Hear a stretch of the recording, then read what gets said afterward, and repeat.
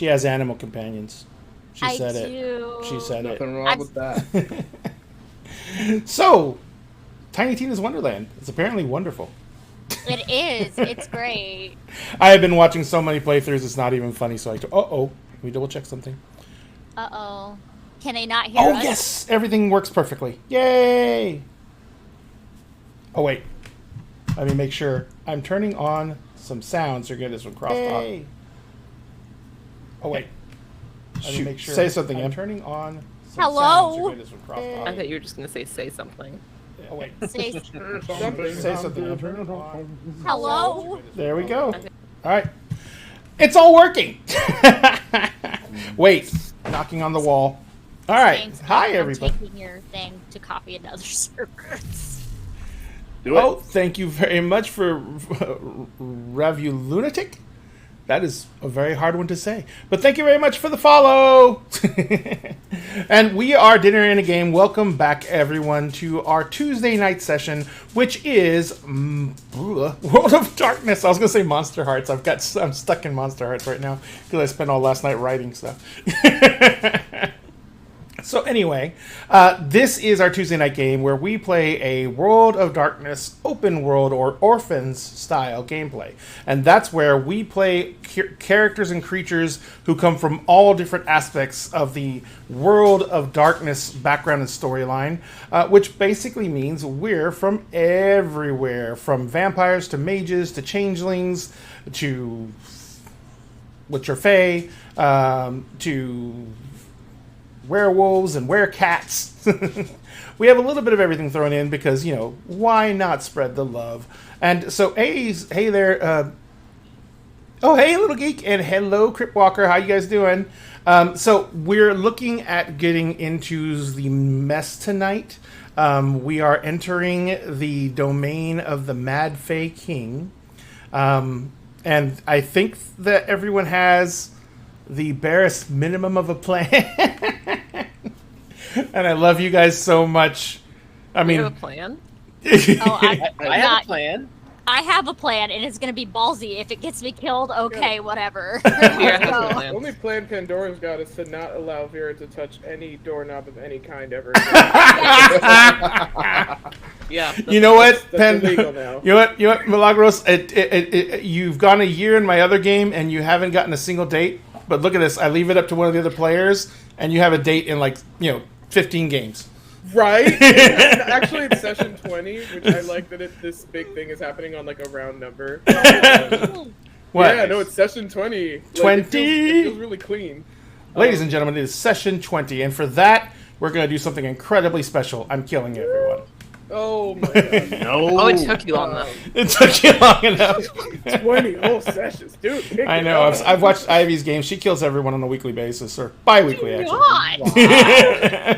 God! Wow. Offended. I'll keep this in mind. I love that. Oh, shit. I forgot him in your game. Uh-huh. Mm-hmm. Be a shame if something happened to Ginger. Man, that'd be a Oh, what the fuck now? That's not funny. Now you know how it feels, motherfucker. What? I already... you don't think I've played in other people's games before? Yeah, but I'm new here, so I want to see it happen now. Oh, you'll see. You'll see it. You're in... Also, I gotta know, will Mihai eat fish tacos? It depends. Okay, that'll be another branch of the board then.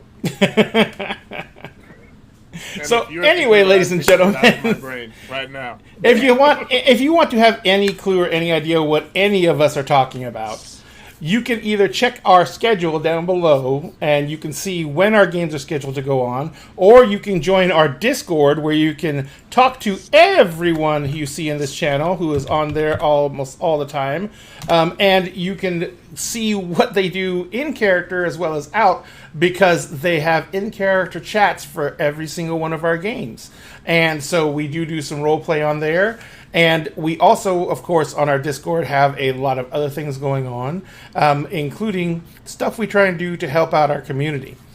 And speaking of helping out our community, we are doing our best to try and be better about looking out for our community. And in that regard, one of our family in our community is not having the best of luck right now. They were involved in a fairly horrible accident right at the beginning of the pandemic. They were pretty grievously hurt, and with the medical bills and everything else like that, they have pretty much lost everything. And so they are trying to get back on their feet. They're doing all the right things. They are safe. They have a safe place to stay, but they're doing their physical therapy and everything like that, and they're trying to get back on their feet. And so we're trying to help them out. So I'm sharing out a link right now. This is to a GoFundMe that they have in place to try and help with that situation. Now, this has been in place since the original injury, so it's been in place for a long time. And the funds that are listed in the GoFundMe have actually already been used to pay out bills and everything like that. And it's basically the only reason they still have a cell phone and stuff like that is because of other people helping out. And they just need a little bit more time. A few more months, actually, and then they're going to get on their long-term disabilities and stuff like that so they can actually get on their feet on their own, but they need that little bit of breathing room.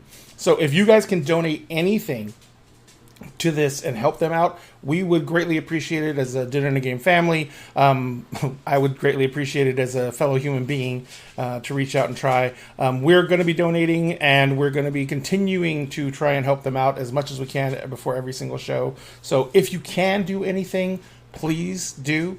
If you can't, if you just copy that link or go to that link, copy it and share it out in your Facebook, in your Twitter, anywhere you can, and let people know what's going on. They do describe their story. They do tell what happened. And so you can get the gist of what's going on in their lives. I don't want to dwell on it, but I just want to make sure that we get the word out to try and show them some love and make sure that we get them as much help as we can in any way we can. And so thank you all for listening to me rattle on about that. Also, one other thing, we do have yet another of our family members who is actually a wonderful supporter of the show. He's rated us several times. We've actually gotten to rate him a couple of times, but he's usually on much earlier than we are. But he is PSK Studios over on TikTok, and he also does a lot of on TikTok. No, on Twitch. Here, Twitch. Haha. I'm bad. But he is actually works with a charity organization, and it is the American Suicide Foundation. And he is basically doing everything he can. Did I spell that wrong? I did. Dyslexia is fun. All right. Said no one ever. And he is he does fundraisers by actually doing charity auctions. He has minis that he paints. And if you go look at his stuff, it is amazing. He has some of it in our Discord in your Share Your Work file. If you go look at some of his work, it's amazing. And he basically does charity auctions of those minis that he paints, and then he donates all the proceeds from that auction to that foundation. So if you guys can go and just go to our Discord, look at his stuff, go to his GoFundMe, look at what his auctions are coming up right now, and if you can, bid on them. Even if you don't win the bid, the person who does win the bid is giving a little bit more because you tried to help. So do what you can if you can. We love you all, and thank you very much for listening. Now back into the regularly scheduled chaos that my gremlins are going to get us into. Hi, guys. How you doing? Pretty good. Pretty good? Excellent. Pretty good. Fantastic. And I have tissues ready. I'm ready to cry. Well, we will see if we can keep the crying to a maximum and the waterworks on leet. Because we are going to really get into it tonight, and I hope you guys enjoy this. I have been thinking about this for a while, and I wanted this to be epic, and I think I have something in mind. It's probably going to take 2 episodes. Yes. I have a quick question before we begin. Sure. Because I could not find anything about this in the books or online. Mm-hmm. I would like some help ascerning damage type and difficulty for a mage staff. You want to swing it as a weapon? If the need arises. Batter up. If the weapon is just an addition, I'll give you, because it's a big, heavy staff. I saw the picture you posted up of your cosplay for it. So I'll give you an additional 2 dice. And that's all it does. Okay. And now, if you want to charge effects through the staff, when you hit, then you have to make the arete roll to charge the staff with whatever effect you want. and then you can do, you can use time sphere and prime sphere to like put the delayed effect where it only goes off when you hit someone with it. Okay. And then we go into the more complicated stuff of if you want to keep that as a permanent effect, then you have to spend some permanent quintessence to make it a permanent effect on the staff and basically make it an enchanted item. Cool. I do eventually want to do that. Would the damage type be like strength? Would that be dexterity? It's strength. Strength? I have a feeling. Yeah. So there you go. That's it. And so for right now, Ray's only allowed to make one of you cry. Oh, baby. I lied to you. Well, here's the thing. If any of us cry, then M's gonna cry. And if M starts crying, then I'm gonna start crying if I wasn't the first one to start crying. Right? If Please the don't start mom crying. starts Please don't do It's that. kind of a If the mom domino starts crying, effect, I'll you know. cry. If Ivy cries, I cry. I mean, I Yeah. cried for Ivy. If already. I cry, that means everyone's crying. Yeah. Just how it is. I mean, That's the fair. one you were close to And crying, if- I'm like, no, and then I I was started about to crying. say. I know. I was like, I'm not even crying yet. Em. Well, yeah. And then I'll just sit here and smile. Yeah. Or just be like, you all have to continue. You can't just keep crying. There's no crying in combat. It's a free action. It's a free action. Reaction. Reaction. Reaction. All right, so as you can see, there's been a lot of apprehension for this evening. No pressure on me Whose at all. fault is that? Yours. Yeah. Whose fault Yours. is that? Am I the only one looking forward to tonight? Well, That's No. so I'm looking to get forward to panic it, but I'm again. also nervous as hell. Right? Again. Right. Yeah, let's go back to gay panic. Let's go back to I'm so Here for that. excited. So let's say hi to everyone and find out who everyone is going to be playing for this chaos-filled endeavor, shall we? Let's start. I'll start on the actual screen. Let's start with M. Hi. And I'm who- Star Stories. I'll be playing Lady Rosaline, our noble she, the one that is having to be here because of the marriage thing. Because of the marriage thing, and because she actually has a Gaius on her. I do. She has If I to don't attend. show up, bad times happen. Oh yes, and we'll go counterclockwise. So Jonathan, who are you playing tonight? I am playing Mark, who in perfect Mark fashion is arriving in his own vehicle to get there. So I'm like 5 to 10 minutes behind everybody else. Mark is looking forward tonight. There are going to be spectacles. There's going to be entertainment. There's going to be an entire Fey realm for me to play with. Who knows what I might do that is a bad decision tonight. I have some ideas. I'm just waiting to see what's thrown in front of me to see which pathway of badness Mark starts walking down. I told you, Mark is such a fucking cat. Such a cat. And I I know. love Speaking of it. cats. Oh, you have no idea. You have no idea until tonight. I have so many different gifts I have been wanting to use, and there's so many great ones that could come up tonight. I'm scared. It's gonna be a time. So I would try to reassure you that you shouldn't be scared, Em, but the truth is that's the perfect feeling for you tonight. So there we go. Milagros, who are you playing tonight? I am, but you almost spoiled it. I'm know. playing Pandora, our werewolf, and resident gay disaster, who is just like running through like etiquette rules, not like the real ones that like the Fae have or whatever, but like butch femme etiquette rules, and making sure that she like checks all of them off. So Vera's not allowed to touch a doorknob of any kind. She's not allowed to get her own drinks because that's way too much work. Dancing. Oh God, if there's dancing, then Pandora has to lead, which like she's totally prepared for and totally won't have a heart attack over. If Vera needs to like take anything off, like a coat or a shawl or anything, that has to be whisked away by Pandora. Eye contact. Oh Lord, that's also probably necessary. There's a whole lot going on, and none of it has anything to do with the fact that they're in like a life and death situation. Not right now. Like she's been completely hijacked. Everything's fine. All this is Everything's normal. fine. It's fine. It's fine. It's fine. We're all fine here. How are you? So, Sphinx, Yeah. who are you playing? I am playing the mage, Order of Hermes mage, Emerus Grant.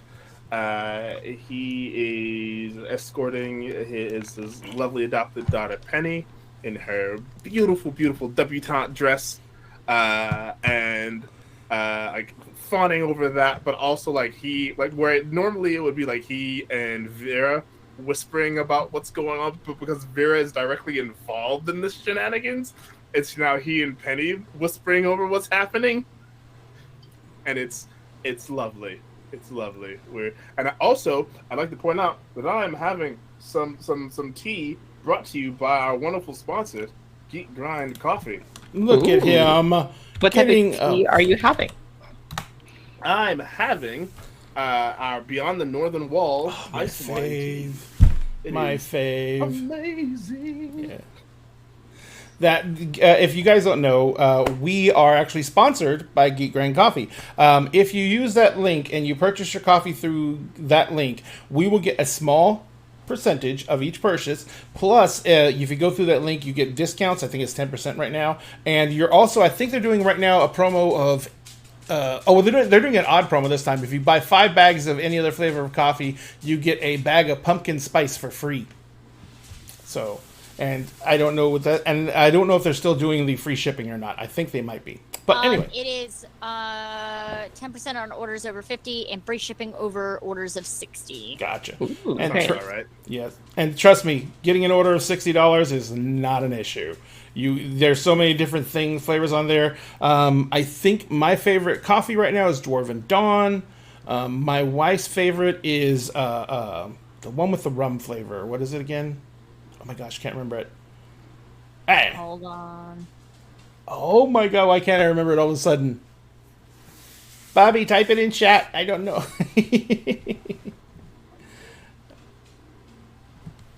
Did you say it? She's My probably wife fell likes asleep. the Labyrinth Goblin City blend. It's not Swashbuckler. But anyway, they have amazing Smuggler's flavors. Run. Smuggler's Run. That's what it is. Yes, that's an amazing one. And Oh, so, there's a new one. what is it? It's called Grind of the Guild. It's bourbon barrel. Oh, crap. Ooh. You know, we were putting our new coffee order in because we're almost out, except for Dwarven Dawn, which we keep a 2-pound bag of at all times. But yeah, I'll be doing some more sampling. That is absolutely the thing. And thank you very much, Sphinx, for reminding me to do the thing that I need to do better at. I got you. I just happen to have a glass of it here, Dun, and dun, so dun. I figured, why not? Absolutely. And Ivy, Yes, that's me. I am the Ivy. the queen of travel now. Yeah. And how is all the settling doing? It's good. I'm doing good. Good. We can tell you're doing good. We were gazing lovingly at you while you were gazing lovingly at someone else. It was wonderful. Yes. Yeah, as I do. As I do. And who are you playing this evening? Yeah, I am playing the lovely Vierola, who is our Lasombra failed nun vampire. She's great. She won't be causing any gay panic at all, at least not intentionally. Not intentionally. And She finally, has no idea what's going on, so oh, come on. she does. She does to She an extent. knows not- what's going Yeah. on. I She's feel just having, like at this point, she is actually just having a really No. good time at this point. A little bit. And Lord. and we are Dinner in a Game. You can find all of our social media links at our link tree, which is in chat, as everyone else's information is in chat as well. Remember, with creators like us, small creators who do our best to make sure that you guys stay entertained, the best thing you can do for any of us is give us a follow. Track what we do. Let us know that you enjoy what we do by following us on all our content, and that way we know that we're doing something that you enjoy, and you get more of that, because when you encourage us, if you give us the serotonin, we will give you the serotonin. So, let's get back into it, shall we? So, as we left off, everyone was sanding on the steps of the high house, the house that basically housed the current seat of the Fey Empire in this area of the woods. Quite literally the woods this time. And, yes? I haven't left the carriage because Finn hadn't gotten me out yet. Oh yeah, Yeah, 'cause- because Pandora got Vera out, and so sorry. You were at the base of the steps looking up on this incredible built structure.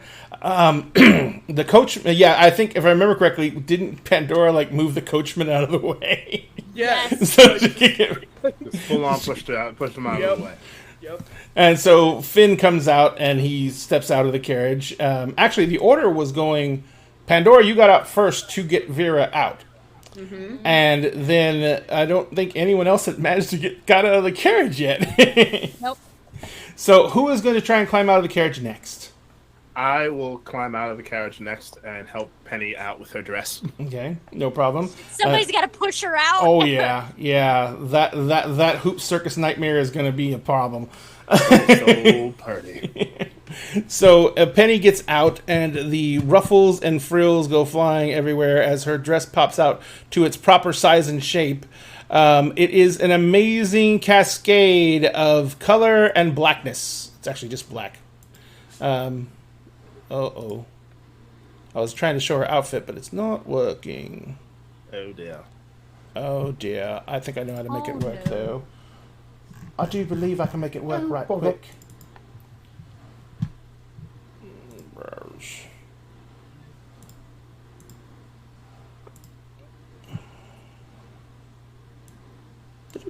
There she is. So that is the gown that Penny is wearing in all its resplendency. She took up 3/4 of the vehicle. But as she steps out, it's all worth it. As you see your adopted daughter explode onto the scene in this incredible dress, she seems almost to glow as she stands there and she steps forward, making room for others to come out. She goes walking over with you, Emery's kind of on her arm, and she walks over to Vera and Pandora, and she looks around and she says, "So, it's very pretty for someplace that's probably going to be where we die." You know what? At least if we die, we look good. And she says, "Yes, absolutely." That's fair. We do look fantastic. We look He great. said get buried in a suit. And as you say that, Emery's, she kind of looks over. She goes, "How do you do?" And she starts straightening up your collar. You were in the car for 10 minutes. Thanks, kiddo. Thanks. She kind of stops midway through and she grins and she looks at you and she says, "No matter what, we're gonna do this together." You're damned right we are. And she says, "Just in case, though." And she kind of like puts her hands at the sides of her bodice. She opens up the bodice, and you can see she's done that thing again, where her dress has pockets that are bigger on the inside. And you see no less than 2 pistols and 2 wands at each pocket. I love her. And she's Hello. like, she closes it back up. "Yes?" I ever tell you just how proud I am of you? She says, "Whalebone corsets are naturally disproportionate to this type of reality, so it works. But it makes it harder to breathe." I know. I'm sorry. I'll lean over and kiss her cheek. You make it work, though. You make it work. And so she says, she kind of like holds up her thumb. She's like, at this point, Mark, are you getting, your car is pulling up. It's a little bit, odd because the driver is like, "You sure you want me to drop you off here? I mean, this is a dirt road in the middle of the woods." He's like, Oh. what the heck is, why is there a limo? Why are all those people out? All right, look, man, I don't know what the hell's going on. Just thank you very much for riding with Uber. Have a good night. Enjoy your time. I don't know if we'll come back and pick up here, but we dropped off here, so maybe you can get a ride somehow. I'm gonna point my phone in his direction, and then just keep hitting the plus sign on the tip until it maxes itself out, and then look at him and be like, "Maybe you'd like to pick up if I asked to get a ride again," and then hit submit, and then get out of the car. As you get in the car, the passenger side window rolls down, and he holds it out. He holds out a business card. He's like, "This is my number on it." He's like, "If you need anything, cool, just let man. me know." Yeah. I'll put that in like one of my pockets. I'm gonna walk over towards everybody else. All right. I'm So gonna as you're look walking up at over, this- yeah, as you're I'm walking looking over at the to majestic castle, yeah. and I'm just gonna be like, "All right, Dorothy, you got your lion. You can figure out who the Tin Man and the Straw Guy are, and let's go." If anyone's the scarecrow, it's very likely me. So Finn is climbing out of the car, and he's like, Or him. and Finn kind of looks around. He's like, wait, what? Scarecrow. What? He says, if anything, I'm probably the Tin Man. And he holds out his hand behind him. She'll take the hand and get out of the vehicle. As Rosaline comes out of the vehicle, she is wearing her resplendent gown. And where is this thing? So let's show everybody. So this, In that case, I will lean over to Penny. Does that make me Glenda the Good Witch? this is Emery's choice in outfit for the evening. Except I think where the red is, there is purple. Yes, Indeed. indeed. Mark is resplendent in a leather doublet and too bad it's called a peasant's coat underneath it. And then we have Penny, of course. And then we have Finn, who is just insanely pretty. I didn't even think we. We know. He dressed to match you. Just much am. Yeah. Well, he dressed to Yeah, match. but he has more green and gold accents for his house, though. Yes. We determined. He's a pretty boy. Oh, he has to Get be. it. Oh, there's Ivy. Gorgeous And bastard. And then Ivy's is wearing this incredible ensemble. Sorry, Vera's wearing this incredible ensemble, backless, of course. And I do believe you said you're definitely wearing your rosary draped down. Oh yeah, 100%. Yeah. And finally, we have the lady who's the belle of this ball because she has to be. We have Rosaline, who is in this insane masterpiece. And she climbs out. You actually, of course, have to duck because that is a very tall headpiece. But as you come out and everyone stands around, one of the footmen comes walking up and he comes walking around and stands in front of you, and he says, "Your invitation." I'm telling you, that To M's pull that? outfit just gives me Dread Persephone vibes, and I'm here for it. I'm here for it. He takes it out. He unrolls it. He looks at it. He rolls it back up. He puts it between his hands like that, and he closes it down. And you hear in the distance a chime of a large bell. And he says, "You are being announced. You are expected in the grand ballroom." Ugh. Lots of stairs. Here we come. It is 101 stairs, as it should be. Well, all right then. So all the stairs look like they were grown naturally out of the wood of this giant tree. And they're smooth. So it's almost like a hazard going up. The night's already getting cooler, so there's a light dew forming on them.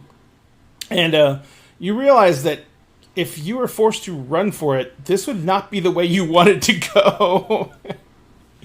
But you make your way up, and as you reach the top, the castle is, as I said, looks like it is grown out of the front of this giant redwood tree. And there's a set of huge double doors that are bound on both sides with huge panels of brass. They have a giant set of brass knockers hanging down that are actually just about at head height for Emery's and Finn. And for, I think it's Pandora and Mark who are actually really tall, right? Was Mark really tall? I'm tall. I don't know if Mark is tall. I can't remember Marcus. I mean, like a little above average, but not anything crazy. He's not a manlet. So, yeah. So, and there is, as you're walking up towards the doors, there are two guards in resplendent silver armor. They're each carrying what looks to be an incredibly long spear that is made all of the same silvery metal as their armor. They push the doors open as you come up, and as you open out, there is a huge entry. The floor is solid polished wood, but there is the inlay in it of House Dougal in the wood itself. It looks like it was done with gold, but as you walk into the room, the gold moves as if it's still molten in the wood itself and rolls through and moves around inside the actual wood. As you're moving across the floor, there is another archway across the way with another set of huge doors. This time the doors look like they're made of some kind of white stone. And as you're walking up, the doors have a series of sigils on them. And as you approach, each one of the sigils glows briefly. And when the sigil at the top of the door, which is about 10 feet tall, when the sigil at the top of the door lights, the doors, a line appears up the center between the doors, and the doors fan open. And at this point, you hear music. And it sounds like it is at least it's probably a small orchestra playing, and the music is cascading out. There are people dancing. There are people standing around the dance floor. There is a large table with all kinds of food and drink. There are servants walking around waiting, handing people drinks and and like that. And as you walk in the door, directly across from the door, there is a set of just open arches that look like they're windows with wooden lattices all through the window. But you can see and feel from the breeze that there's no glass in any of these windows. The air is just moving straight through them. And at the base on that end of the forest, you see that there's a raised area that's probably about 8 to 10 feet tall. And there's steps leading up to it, a raised dais. And on that dais, there is a huge throne that is been set up. And to the left of it, there is a smaller throne. On the huge throne sits a man who looks actually fairly normal. He's obviously very handsome. He's a she. But for the most part, he seems to be... He's nowhere near as perfect as Rosaline and Finn are. He's just a very attractive man. He's broad of shoulders. He is in regal robes that are obviously designed for the event. And he is talking to someone who is seated in the smaller throne beside it, which is a woman with very dark hair. Oh, we lost Ivy. She exploded. It was a horrible thing. But sitting beside him is a woman with dark hair. She's back.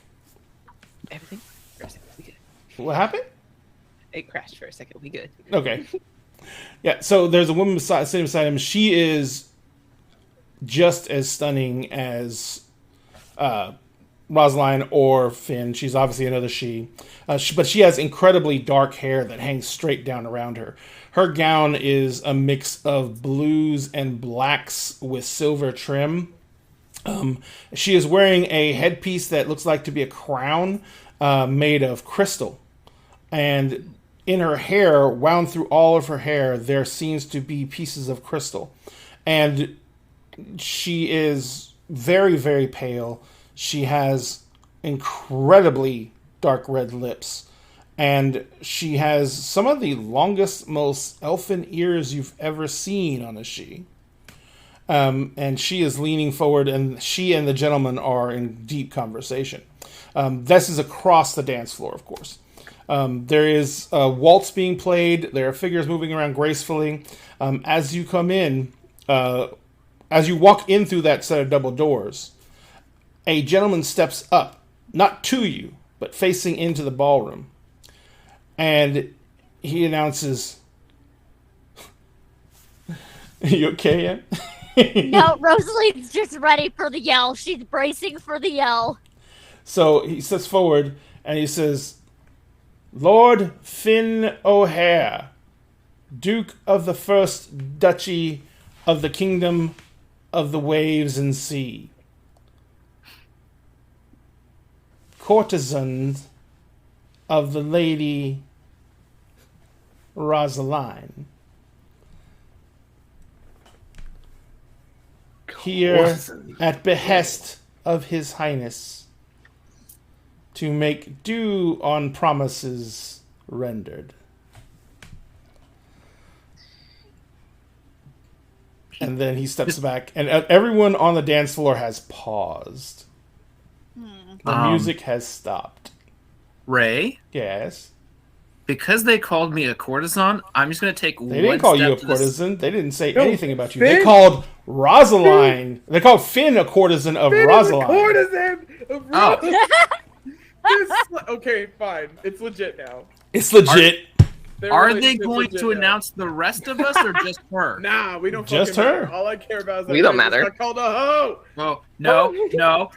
I'm not okay with that. Mark- Ray, Oh my god. Oh my god, Mark. No, fuck. Finn, no. Rose is just gonna turn and give like the death glare of daggers of like, don't you fuck this up. I'm just going to take one side step to the side. I'm not going to say a word. I'm going to pose and use my gift Majesty. Oh dear. Okay. And what is the role for the great gift of majesty? Oh, I rolled manipulation plus intimidation, but it's not an intimidating thing. It just basically gives me like the air of like like royalty kind of, and makes everybody sort of like recognize that, you know, like I'm a top dog, like I'm important.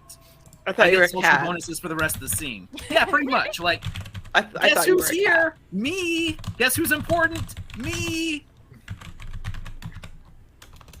Are you muted, Em, or are you No, just she's- mouthing your anger? Just know your stuff. Also, Ray, you may want to fix the cameras. What? Oh, did they move the Sphinx? Oh, okay, I see what they did. They moved I just will a fix few. in them. As Jonathan said, fix it now. I was fine with it up until that last comment. What's the matter? You Fix don't want to it. be Pandora? Well, I mean, you know, like I was like, hey, it's a great honor to be called Mark, and then all of a sudden you were like, and Mark is listed as Pandora, and I was like, fix it now, fix it now. I mean, it's fine. It's two people simping over Vera, so like you're still accurate. Oh, God. Nice. Nice. I love you all Okay, very much. Right, I only got 2 successes, which just means that my social rolls are reduced by 2 in difficulty for the rest of the scene. Gotcha. But that's the effect it's having on everybody, is I have 2 less difficulty on all social rolls because of how cool and impressive I look. It's amazing. All right. So you're sitting there and you're literally doing the whole beaming and glowing and basking the attention. So you all are standing there, and the herald kind of like looks at you all, and he raises one eyebrow, and then he turns and he walks away back to his post by the door. The music starts back up. The dancing begins again. And you are left on your own in this sea of unfamiliar faces. Well, lean do over to I Penny. see any familiar faces? Not immediately, no. There's a lot of people here that you don't recognize. And weirdly, as you look around, there's a lot of people here who are not Fae. There are mortals. Oh, boy. like vanilla mortals or like mortals with powers? She knows Or this. enchanted. She knows this because she can see if they have seemings or not. Are they enchanted mortals? All of them are enchanted.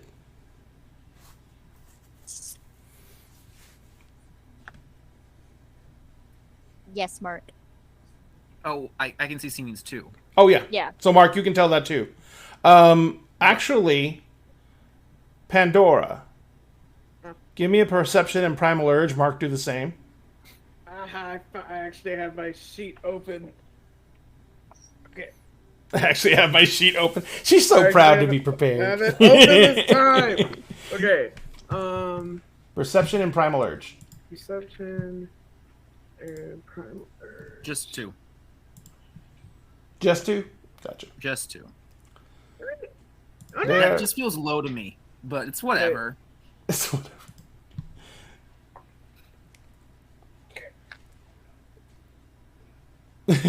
Shaking the tray. Is it? What's the difficulty? Difficulty is 6 unless they say otherwise. Okay. I got 3 successes and then a 10. So 3 successes. You don't need specialization. How many dots do you have in primal urge? I have 2 and 4 in perception. Do you have a specialization for perception? I don't It know was if something that you is write in the probably little not. blank line beside it. And a specialization just means that it's something you're really, really good at. Such as, what would be a good one for perception? Like sight. Gaydar. Smell. maybe. Gaydar. Smell. Gaydar could actually be, yeah. Gaydar. Gaydar, there you go. So you could have your sense of smell could be incredibly accurate. So you just put smell or something like that. Sight, stuff like that. So you can have a perception. You can have a specialization. Just pick it now, or you can run without it. What a specialization does is it makes 10s explode if the roll you use pertains to your specialization, and you get to roll another d10. Nice. So the 10 by exploding means it counts as 2 successes, not 1. Mm-hmm. And you get to roll another dice. Love that. I like it. I think scent would probably make sense, right? For aware of any kind, yes, absolutely. Mm-hmm. All right. Yeah. So you may have the 10 explode. So now you have 5 successes, and you may roll 1 more dice.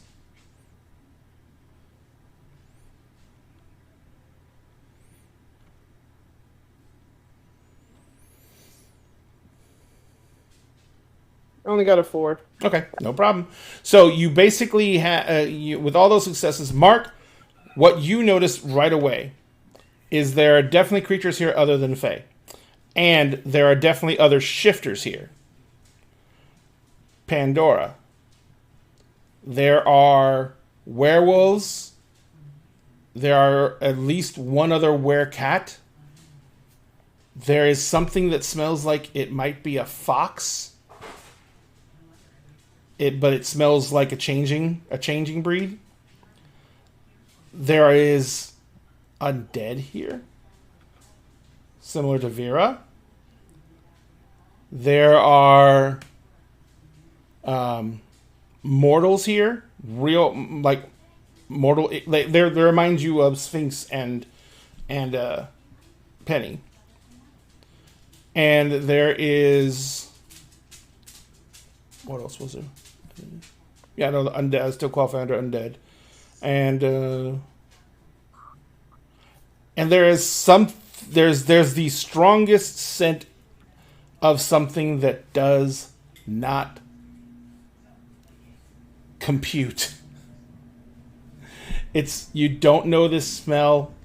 It is not something you ever encountered. It doesn't match any natural scent.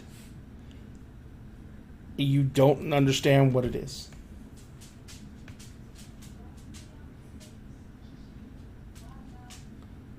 Are you going to let anyone know, Mark or Pandora? Yeah, I'm gonna, I hate that we're just standing in a doorway. Oh, Rose is already starting to walk forward. Oh, fuck, okay. So Pandora's had Vera's hand this whole time. Oh yeah, 100%. And it's gonna turn to her and say, "Do you want to follow Rose?" I mean, that's kind of where we'd have to go, unless you want to stand here for a little while. And Penny says, I, for once, am going to sashay. And she takes a step forward with Sphinx. You know what? And she's like, I don't know. I think it involves wiggling your butt. Yeah, it's a little like this. Yeah. Yeah, Spin walk and look how over. I've always seen it. I'm gonna tap Emrys on the shoulder. Yeah. She's sashaying into a room that's full of fae and shifters. And then I'm just gonna kind of like start walking with the rest of the group. That's good to know. I'll relay that information to Penny. I'm not saying so, and I'm appending that with I'm not saying stop, because you're a grown woman, but I am saying, And she's sashaying. I'm giving you the lay of the land as it was given to me. You can't stop a woman mid sachet. Like, come on. No, I know better. Not mid sachet. I know better. So knows better. yeah, so you guys are walking across. Finn has his arm out, and you have your hand like laid on top of his arm as is proper. As you walk across, are you walking like straight across to the dance floor? She's walking right up to where the throne is. Got it. As you walk across the dance floor, the music keeps going, but the dancers part, and the ones who part for you, they stop dancing, and they're watching you move through. As you get closer to the dais, you see a very familiar face. She is standing at the bottom of the dais. She is... The years are creeping up. Yeah. But she still has the glamour. She still is Faye. And as you come walking up, she starts walking towards you. And she Is says, it who I think it is? yes, it is your... Oh, it's Liam's wife. It's your Fuck. is your quote-unquote stepmother. Yep. And she comes walking up, and she kind of like walks up to you, and she holds out her hand, and she says, Rosaline, my sweet, sweet daughter. And she's holding her head out. She's wearing a very well-cut red and gold gown. Mm-hmm. And she has the emblem of Liam's house sewn onto the front of the bodice. She's got a very dramatic cape that swirls out about her, and you see the cape actually attaches to rings on her fingers. So every time she moves her hands, the cape just flares out. And she kind of like steps forward. Her hair is like that auburn brownish color, slightly red, more auburn, and it's done up in a very, very complicated updo that has what looks to be golden vines entwined in it with leaves. And as she comes walking up to you, she holds out her hand to you, towards you. Emrys raises an eyebrow, just like watches this exchange very closely and carefully. Oh, Rose is gonna be polite and take her hand. She takes her hand and she makes like she's going to kiss your hand, and then she like gently pulls you in and she kisses you on either cheek. And as she goes in she kisses you on one side, and then she goes to kiss you on this side cheek, and as she kisses, instead of kissing you, you hear her whisper,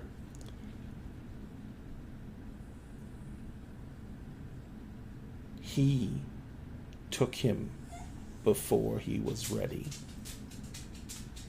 And when she steps back, her eyes are fucking ice.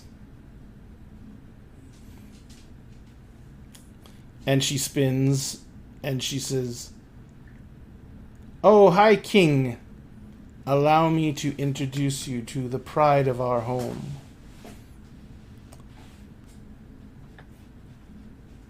And she turns and she bows to you now at this point.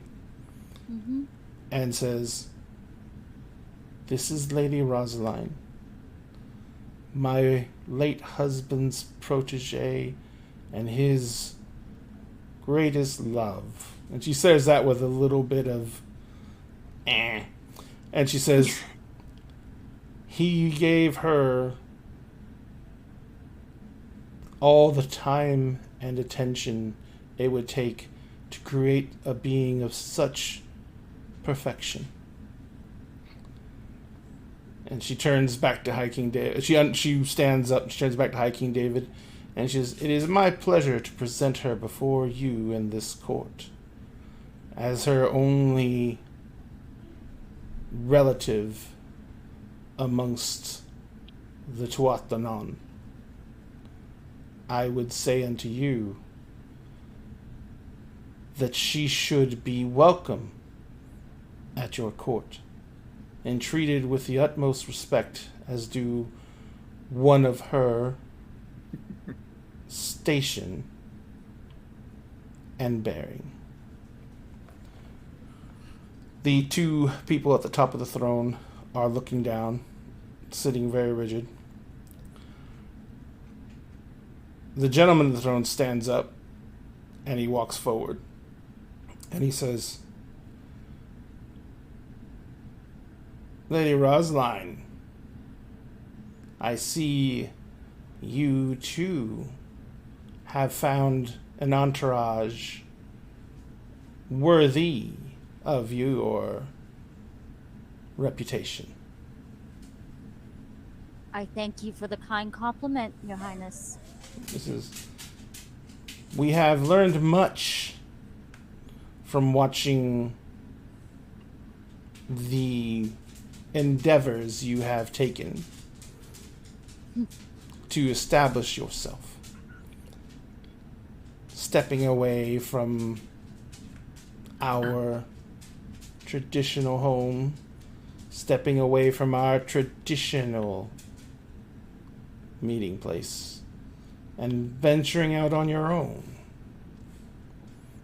Despite all the blessings we could have provided.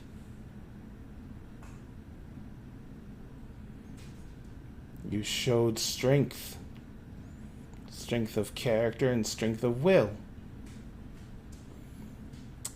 Will you introduce us to your entourage? I will do so. She'll start with Vera first. This is Lady Vera.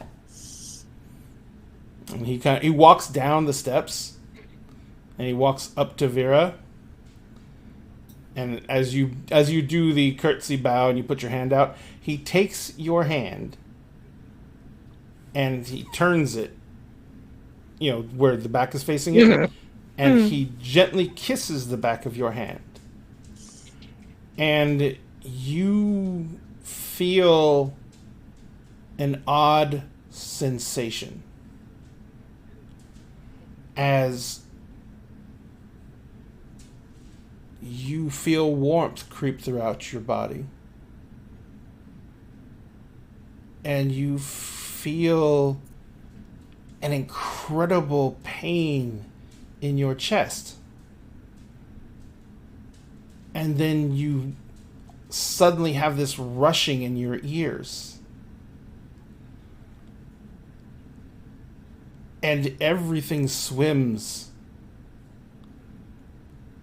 And you gasp because you realize you haven't been breathing. And now you have to.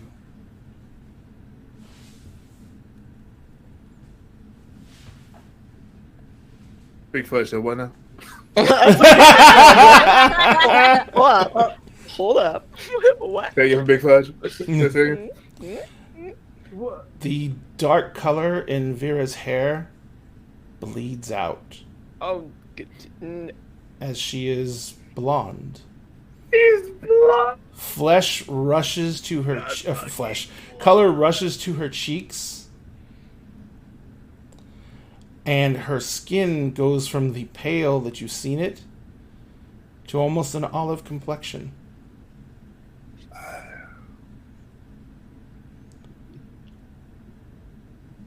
oh, I hate it here. That was fast. And he says, "A gift, should you choose to accept it. For the evening, at least." I don't. Ah, I have overstepped. I have met many of your kind, and many of them, their greatest wish is to go back. I appreciate such a thoughtful and obviously well thought out gift for me. However, I've come to prefer this form. Thank you, Your Majesty. Rhodes behind him. She's like, what would Rose say? What would... He says, you are wise to understand your true nature. And he says that last line very cold and curt. And with that same pain, you feel your heart stop.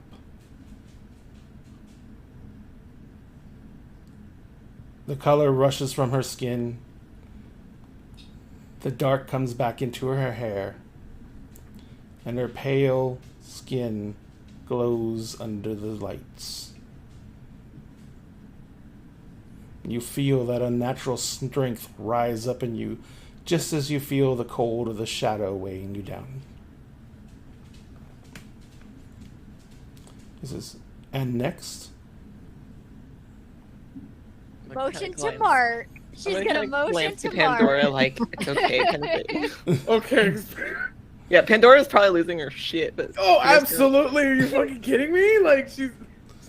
This Fierce is just kinda Mark. looking- He's like, the legend of court.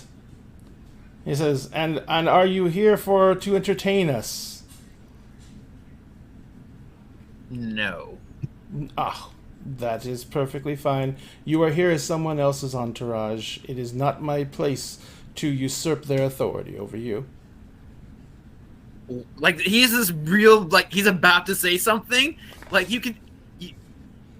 Rosalind, you can see it on his face right now. He's like, someone's authority? Like, there's, like, this Rose is just frustration like- and Rose is anger like- bubbling Rose up. just like, And he kind of looks at you both. He's like, oh, I'm sorry. I assumed you were part of her entourage. You wouldn't be crashing my party, would you? he is part of the entourage, but as you know, Mark loves to be Mark and loves to be flamboyant and cause entertainment, even though he would choose not to. No, God! Oh, thank you, God, Hatha. please, no! Oh my god. Please. Perfectly timed, Hatha. Well done. Well done. Bravo. Thanks, Corum.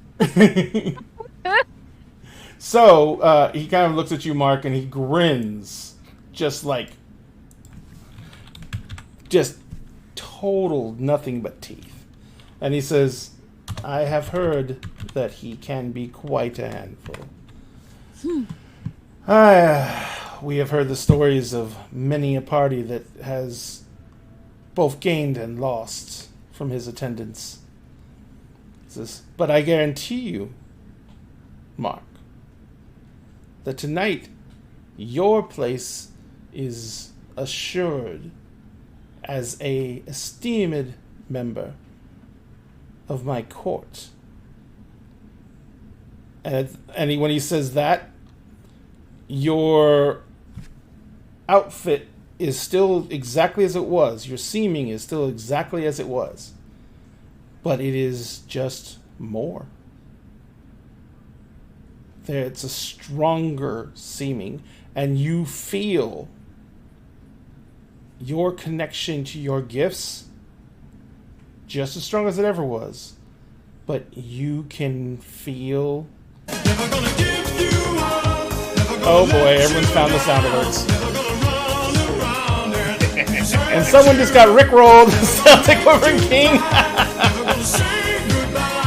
I put that one in there intentionally to do a rickroll. Thank you so much for the bits. We love you very much, and thank you for the rickroll. That was incredible. I love you. But he looks at you, Mark, and he says, and should you accept it, I can give you that gift in perpetuity. And you feel the actual connection to glamour. You can see it moving about this place. You can feel it on every single enchantment, every single item, and you know that you could manipulate it. You understand what the concept of an art and a realm is. You know that there, in front of you is power. And nothing about your previous power has been diminished. I'm gonna look around and just seem like I'm awed and fascinated by the entire experience of being able to see this. But the reality at the moment is I'm not so much in awe as I'm casing the place for the most magical things. Oh, well, the throne, both thrones, stupid, insanely magical. The woman sitting in the side throne is fucking head to foot magical. Her gown is magical. Every single piece of jewelry she's wearing is magical. Her coronet is magical.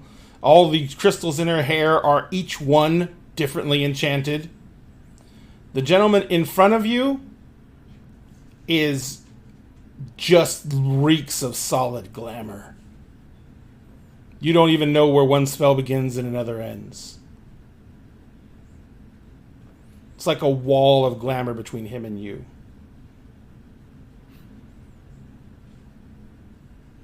What about powerful things that are not directly there with dead? Tons. Things that might be there the are audience there are members? nobles here of every house.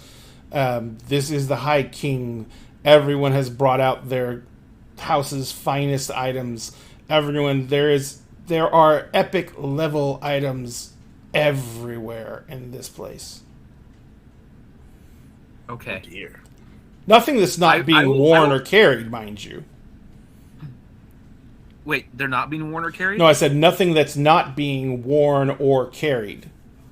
Oh, trust me, that is not a problem for later. I know. So I'd like to kind of pay attention to those epic level items and sort of get a dynamic of like who's by themselves with epic level items because they don't have like a whole entourage. So as you're kind of stuff staring like around that. the room, the High King clears his throat.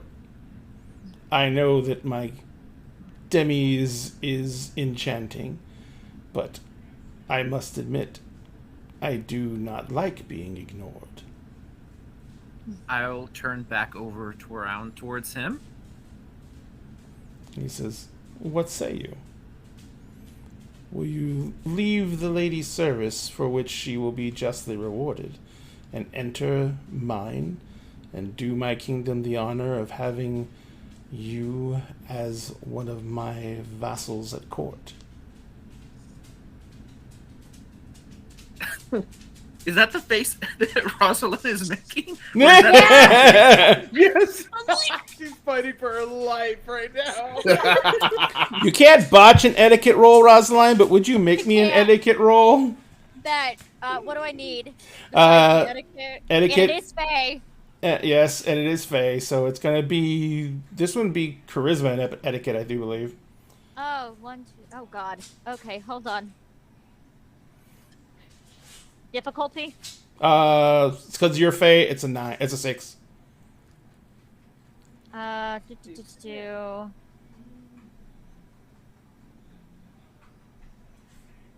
Okay, so I have to add 2 more dice.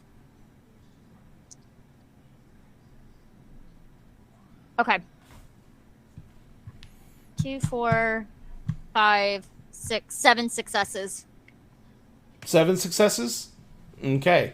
So you managed to give Mark a look without doing the massive giant hand waving gestures.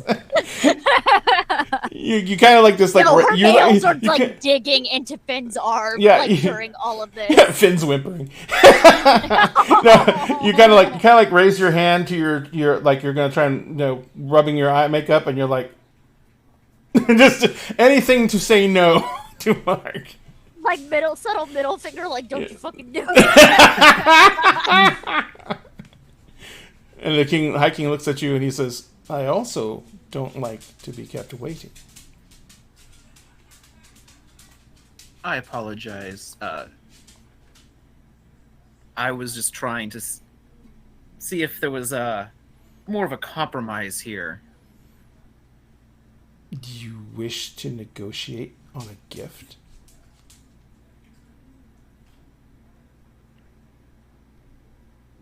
I thought you knew better.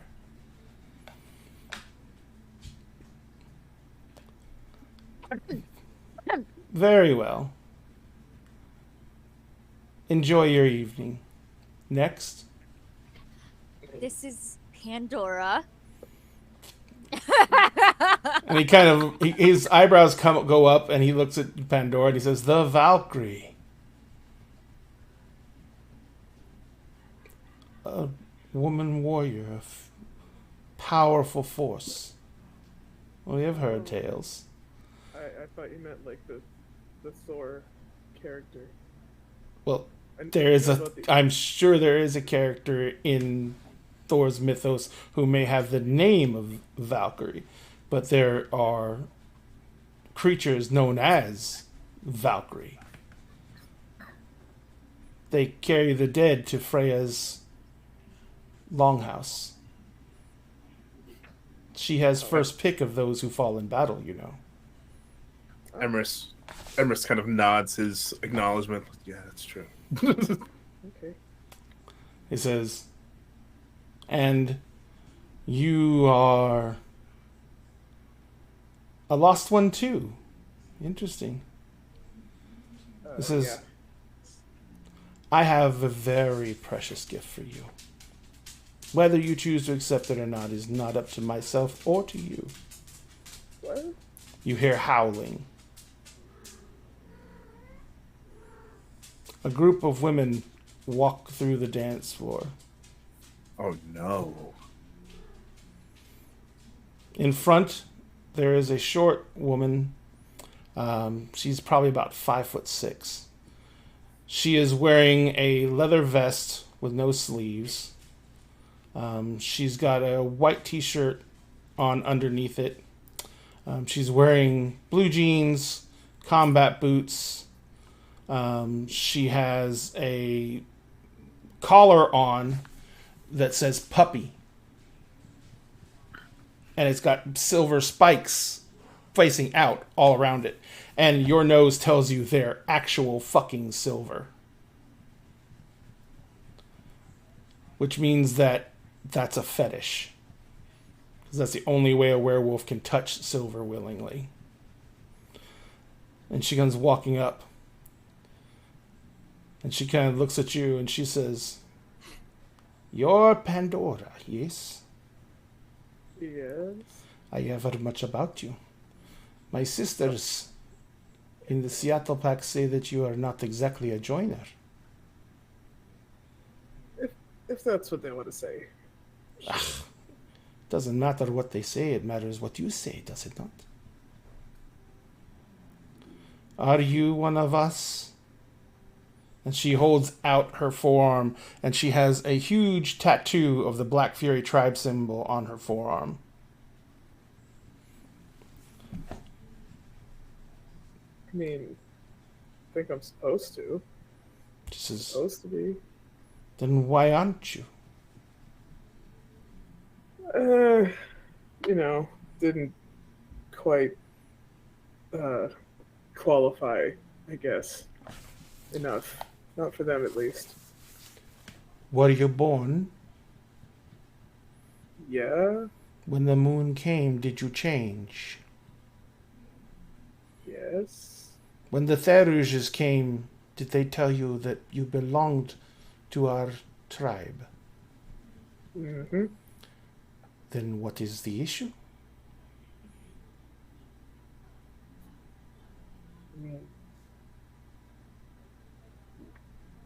It's, little too much on the man side of the spectrum for them.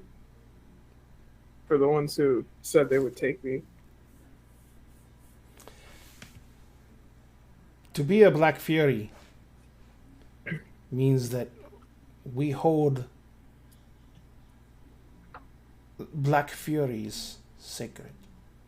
It does not matter if they are on the man's side. If you are born a Black Fury, you will die a Black Fury, whether you die alone or fighting with your pack.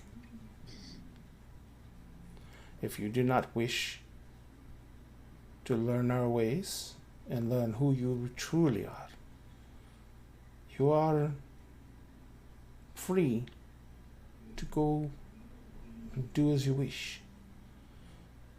But if you want to know what it is to run with us in the night, to protect Gaia, and she looks at Vera, from things that should not be, Do you really do that? Yep. She holds up her hand as like all of them step forward and half of them shift into Krinos. Sorry. Bit of an overreaction. She says, she looks over her shoulder and she says the same. But they are here to protect one of their own. From all things, whether they be dead, she says, corrupted, and she looks around at all the other Fae. She says, or born of lies, and she looks directly at Sphinx. She says, or even a mockery of what it is to be a child of Gaia. And she looks at Mark. I'm going to take a step in front of Vera between them and Vera. I'm not going to do anything aggressive, but I'm just going to stand there because I'm going to be between them if anything is about to happen. She sniffs twice and she says, Wern taint. It fades, but it's there. Yes. And she looks over her shoulder, and in a language that only you understand, Pandora, she kind of barks and growls and yips. And in the language of wolves, Lupus, she says to the pack, he has tasted her blood. And all the pack turn and regard Mark and snarl and growl. Hey, no. They're my friends. I came with them. I know them. She says, we are here under, and she kind of looks over at the king, his graces. Therefore, we will take no violent action. And as she says this, there's a deep growl from the back, and she stiffens. And she turns around and she says, no violent action. And you see one of the wolves meets her gaze for half a second and then looks down. It's one of the wolves in Krinos. And she turns back around. She says, pardon me. As I said, they are here to protect one of their own, so they are very intense. The offer stands. We will be at Griffin Park tomorrow night at the high moon. You can join us. Stay as long as you wish. Ask what you wish. We can put you in touch with those who can help.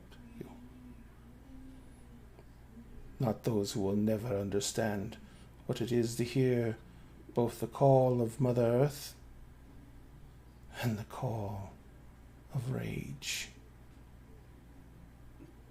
They will never understand you. What's worse is without proper knowledge, you may kill them someday. And she turns and looks around. She nods to him. We thank you for letting us know of our lost cub. Says, and then she turns to look around and everyone, and she says, enjoy your dance. And they all turn into wolves, and they run and they leap out through that back window that just basically has lattice work.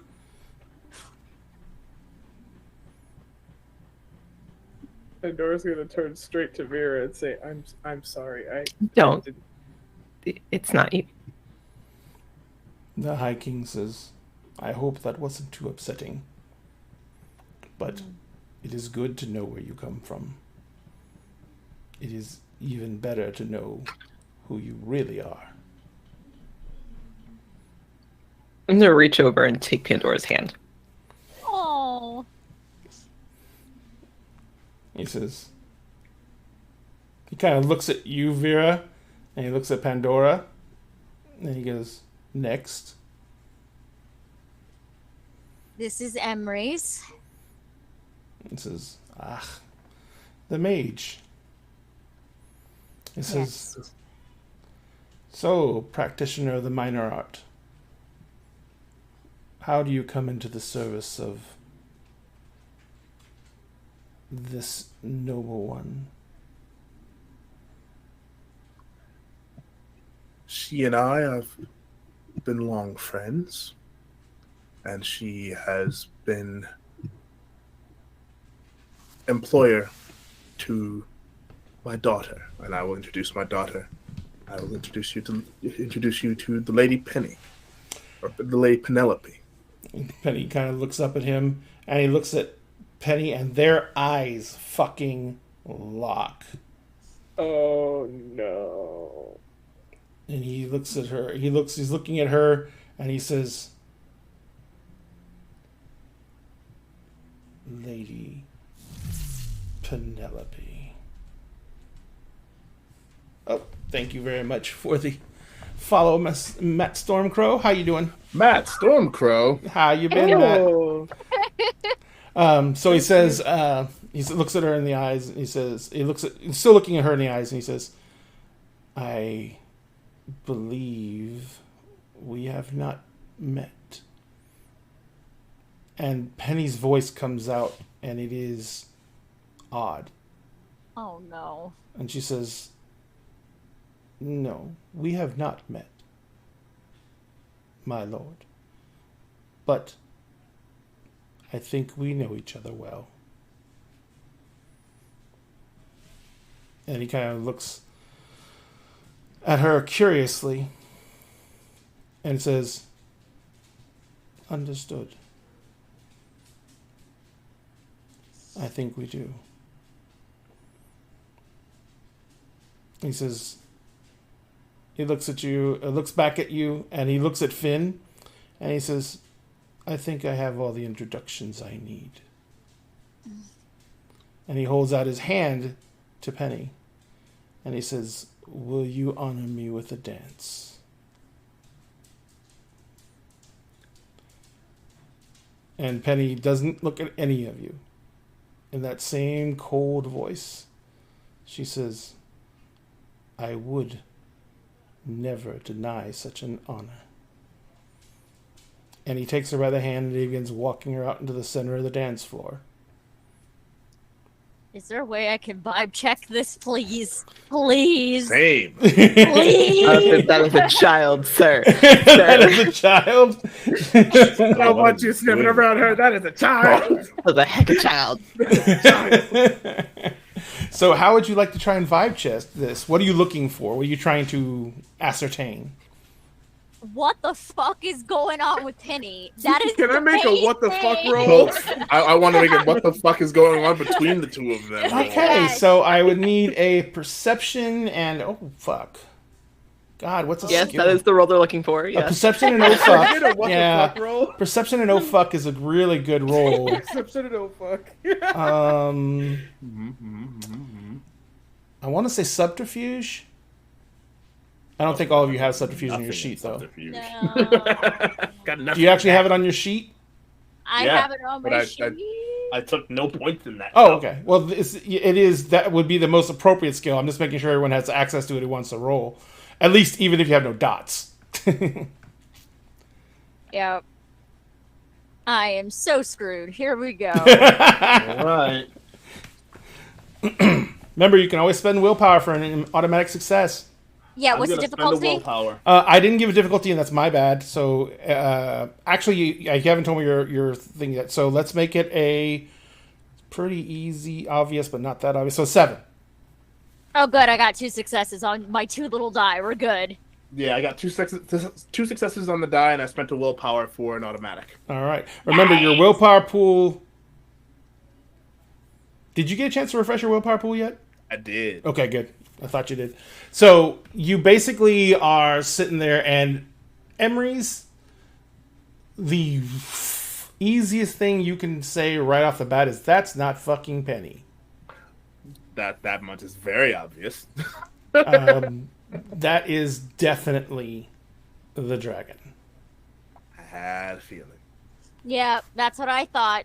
It's I already know. I have a feeling this is a display of dominance going on right now. Holy shit. Yeah, and for Rosaline, you can tell that that is definitely not Penny. From what Yeah. Emery's and Penny told you, it's more than likely the dragon driving right now. Yeah. But you don't have any idea of what the dragon's agenda is. No, Rose is just gonna look at Finn, look at the dance floor, look at Finn, look at the dance floor, motion to Penny, like, and He then there's looks at step-mom. her. Finn looks It's Finn looks at Penny. you. Finn looks at you and he kind of raises an eyebrow and he says, "You know what the best thing about Audacity is? What? That sometimes it comes in handy." And he begins walking. He lets go of your hand and begins walking across the dance floor. No! No! So he walks up to where the king and Penny are dancing. And What is happening? the music What? is What? playing. They're waltzing around. You can Anyway. see that they're talking. He's gonna die. And Finn walks up to them and he bows deeply to both of them. Yep. The music cuts out. The king turns with Penny held out at his arm's length, and looks at Finn. And Finn says, "My lord, you are the ruler of this house. You are the epitome of what is courtly grace and elegance." He says, "But I will swear on my immortal being that there would be no forgiveness for me in any court of love if I did not attempt to steal this beautiful young woman away from you for at least one dance myself." And the king kind of stops and he looks around the room and he says, "Does Lady Rosaline have a contender for your affection? Have you strayed with a mortal?" And Finn says, "I would never besmirch the lady's honor. Either lady." He says, "I have known Penny but a short time, and she has been a better friend to me than anyone who has ever given me a command." And the king kind of looks at him and he says, "Well, this is interesting. We seem to both be contesting for the lady's hand. That brings up some very old rules." I'm gonna lean over to Mark. I'm like, what in the holy void hells is happening right now? And the Rose is king, like, I need it. Rose is like, oh fuck. the king oh, says, fuck. "And how shall we settle this? I," looks around, "think that the court would greatly appreciate if we took things back and handle this in the old fashion." Emrys will like cover his hand and like try to be subtle, but like will yell, "Dance battle! Dance battle!" Fear's like, God damn it. Not again. Wait, do they need like DDR or like a Wii or something? Because No. I still Like play a Just weird. Dance. So he Just says, dance. Just Dance.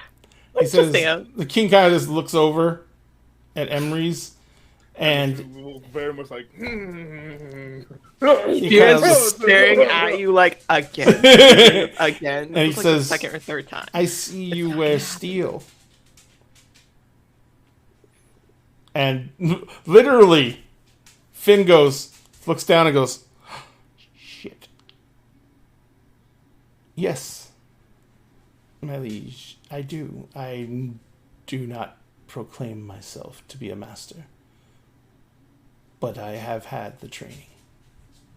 And he says, then let us give a show. As a noble of the Shining Host, Oh boy. we will settle this duel of honor here and now. I'm gonna lean over to Devira. Is he saying what I think he's saying? He is saying what you think he's saying. And Shit. King David Yes, kind I of was not. steps away, and he takes Penny by the hand. And he leads her over to the edge of the where everyone's circling the dance floor, and he says, "This will be but a moment, and then we may resume our conversation."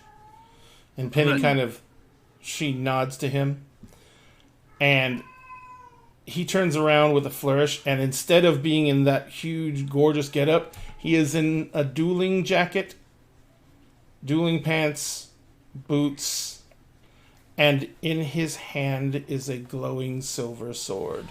I'm gonna look to Rose and just be Whoa, like, wait. Ray? Yes. Caliburn glowing silver sword? Yes. Or a different... No, it looks just like fucking Caliburn. Okay.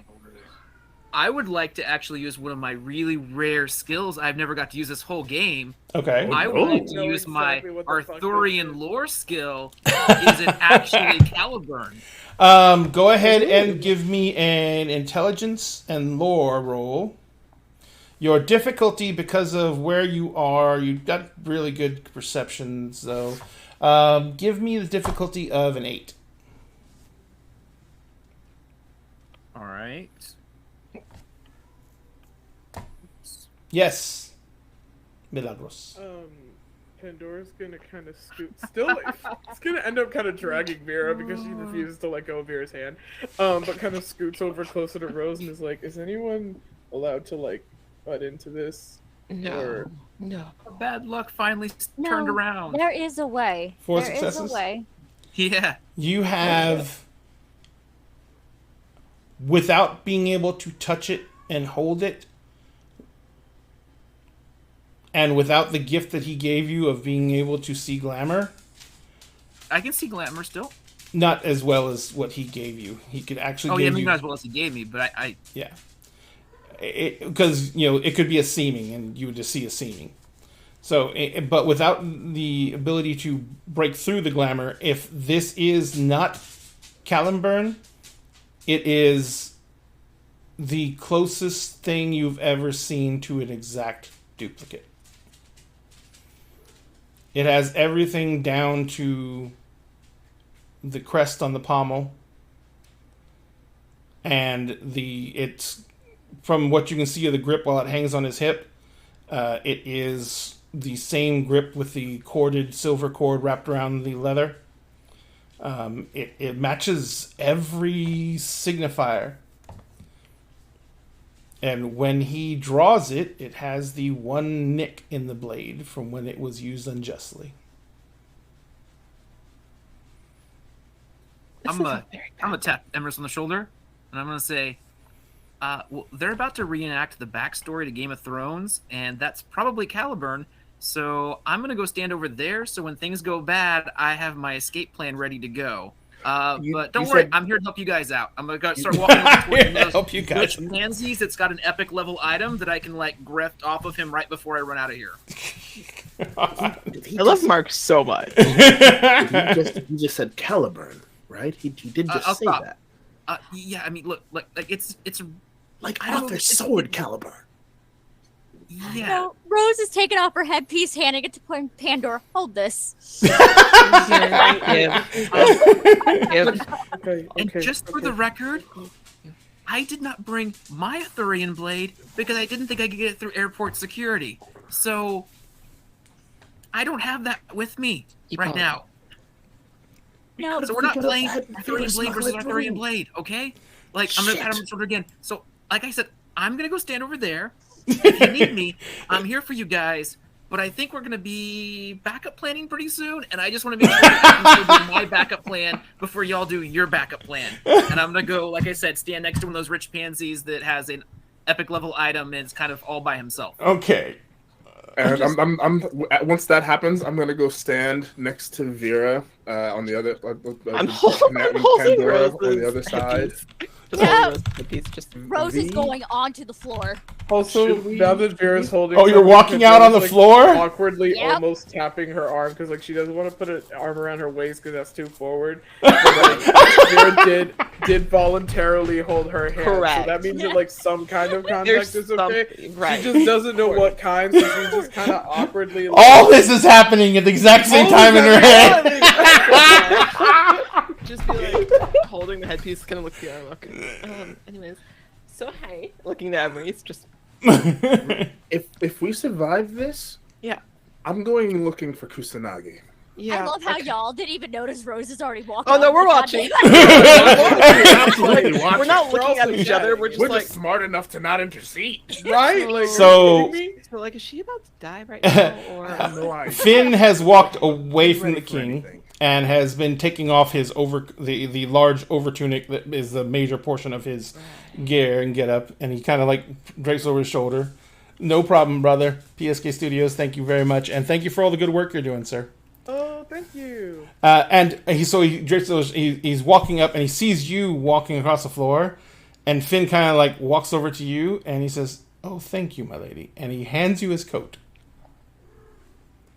She just lets it drop to the floor. It's just like he kind of looks at you and he says, She's not a Korak. He says, "I am. Where are you going?" She's like, well, first of all, both of you have insulted me greatly this evening. Well, if he insulted you, then I'm sure that he didn't mean it. How? Sorry, just how? Just making sure that, in case I live through this, I know not to do it next time. One, you walked out before even telling me what you were planning to do, and fighting a duel in Lady Penelope's honor? That's the king's claim, yes. And yet the king over here, The king's like watching this and he looks at you and he's like, the king over here. I want to hear this. Go right ahead. isn't it common courtesy when you ask a guest to attend and require their presence, you are to ask them for a first dance, not her entourage? We are here for business, not for fooling around like children. And he kind of he actually smiles and he says, "Ladies and gentlemen of the court, I have been called out. It seems somehow, some way, I have failed to maintain decorum." And literally, the rest, you guys stand there, but the rest of the entire room, you hear whispers. I'm just leaning on my staff, like, oh shit. Just hold this headpiece like it's the same as hold my earrings. So if you're Yeah, that's literally what it was. Screaming behind Yeah. Vera. Emma's read that code. Just having more flashbacks to like middle school when you fuck up in the lunchroom and everyone starts talking shit. Like she has no idea what's happening, but she's like, "Oh fuck, I probably like stepped wrong or whatever." Shit, like this just feels terrible. Like, Do we need Right? to produce Vaseline Yes. to put on her face? All eyes are on them. Yep. do we So now's a You're great time to welcome, just kind of like So the gentleman you're standing... accidentally take that item. Okay, the gentleman you're Accidentally. standing beside, when you cased him, he is wearing a circlet around his head, and the circlet was very enchanted. So, are you going to attempt to lift the circlet from him? Are there more people behind him? Yeah, but no one's really looking directly at him. He's not at the back of the crowd for sure. Yeah, I'll just take the circlet. All right, how are you going to do this? Just gonna kind of like, just sort of wipe my hand over the back of his head, just take it all in one fell swoop, and then stuff it in my jacket pocket, but All using my gift to do it. Okay, so what does your gift do? It makes him forget I- it existed, I do believe, yes? Yes, he'll That they forget he owned ever it. owned it, and I or that love Mark. he'll forget that it ever existed and that he ever owned it. He will Okay. never remember that this was his property at all. And is there any defensive roll for him? You need to tell me what his intelligence plus streetwise is, because that sets up my difficulty. Streetwise, that's interesting.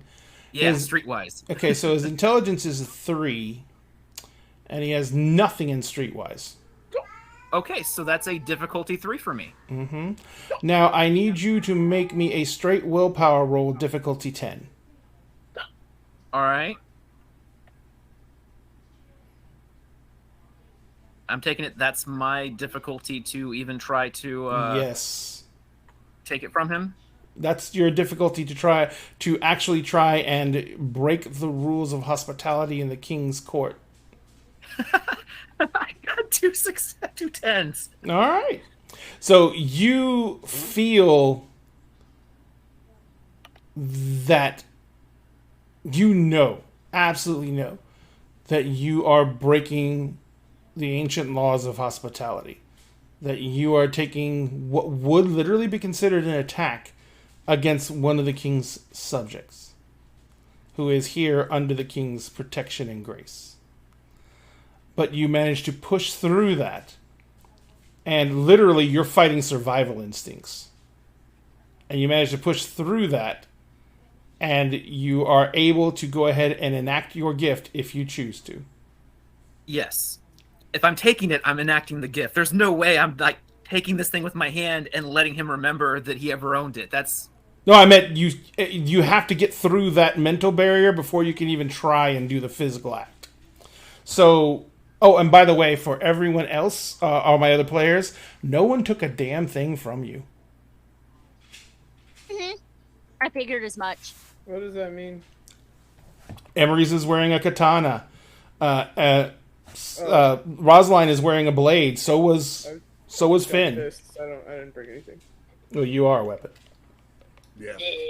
Emerus has a staff and his katana, and it's like, Still, hand, mind you, still awkwardly floating. Stop with the hover hand. it's okay. It's But okay. Where? Where's Just allowed? small of her back. Small of I her feel back. like Oh, this that's is the behind other you, way. like a whisper, like it's okay. Just And I will. I'm just gonna take Pandora's hand and like, swoop, there you go. on the side. She's like, she doesn't move. She doesn't flinch. She's just like, okay. All right. rolled really Was that badly, hard? Ray. Mhm. Because it was a difficulty of 3, I still succeeded. How many successes did you get? It's really sad that I only got 4. So you managed to swipe it off his head, palm it. He doesn't even react to it, although some of his perfectly coiffed hair is now a little bit out of place. But you have it in your hand. What are you doing with it? Putting it like away inside the jacket pocket. All right. So you now then have that. You have no Moving idea what it somewhere does. else. I have no idea what it does, but I'm moving towards somebody else just in case there's another opportunity, because we're definitely getting kicked out of here at this point. All right, so you begin moving through the crowd, going to the person you remember, next nearest person you remember who is wearing something very powerful. Yeah, It is a woman I'd like who was. another piece of jewelry, please. It was a woman wearing a necklace that had giant rubies encircled by diamonds. Rubies and diamonds on a necklace? Yes. While I'm standing near her, I'm gonna check out the fastener thing on it. Is Oh it no, you have to fast- get to her. She's a ways away. Oh, I know, but when I get there, I want to Okay. know what kind of fastener. Oh, like- absolutely. Like, Absolutely. are we like a talking lobster like claw, like a- oceans, yeah. kind of like you need a magnetic declasper thing? Or are we talking like Oh my god. Since the Fish Fae so don't like fast, electronics, no. So, Rosaline, what are you... Finn's like kind of just looking at you, and he says, and I don't understand why you want to be out here then. Because I don't want to have a duel happening, especially when I feel as though it is an unfair advantage considering both what you both possess weaponry-wise. And Finn just grins his ass off, and he says, well... And he just shakes his head. Also, you're making. She's whispering. Also, you're making an ass out of yourself right now. he's like, well, I just wanted to get her away from him. And the king kind of says, I apologize to Lady Rosline. She's holding her hand out. He steps forward, and as he does, the blade disappears. His finery reappears. Before he steps forward and takes your hand, he bows deeply to Penny, and he says, I have slighted your lady. He says, you will forgive me, I am sure. And Penny kind of nods, and he says, as a minor way of recompense, and he looks at Finn, he says, please, attend the lady and provide her a most entertaining dance. And he gestures to Penny. And Finn kind of looks at you, and he puts his jacket back on, and he says, as you wish, my lord. And he walks over and he takes Penny's hand. Mm-hmm. The music starts back up. Yup. The king guides you into the middle of the floor. Mm-hmm. You face each other, and he looks down at you into your eyes. And he says, there is no good outcome for this. You understand that?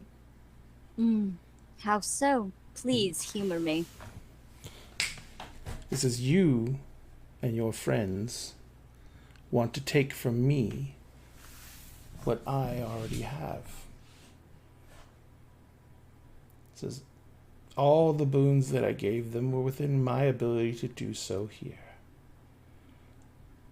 I can do the same for you. Do you want to live in peace? With or without Finn, your choice. I don't have to make him love you. You managed to accomplish that all on your own. But I can give you a safe place away from everything that comes next. I would even, in my own good grace, allow you to take all your friends. What happens next is going to be horrible. I am giving you the one and only chance you have to avoid an eternity of pain.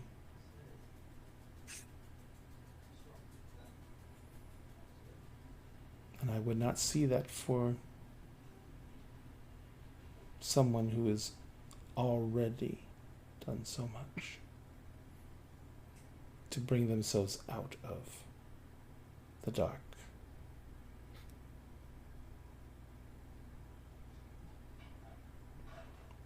All you have to do is say yes.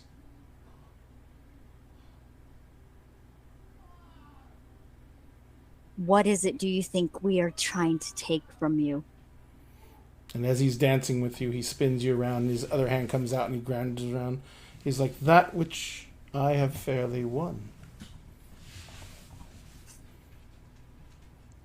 And he leans forward, and as he whispers in your ear, there is suddenly a fetid smell, like something Rotten? worse than rotten, something decayed.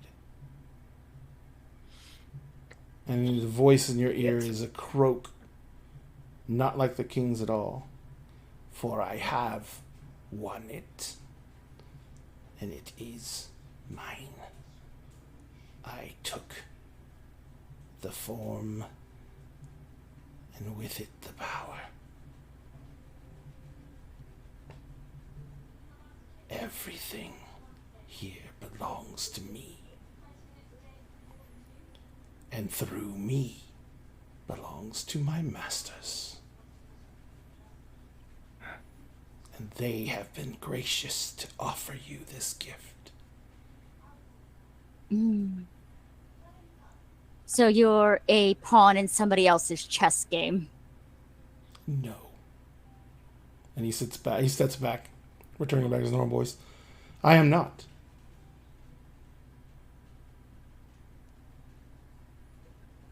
Pawn is a piece to be thrown away.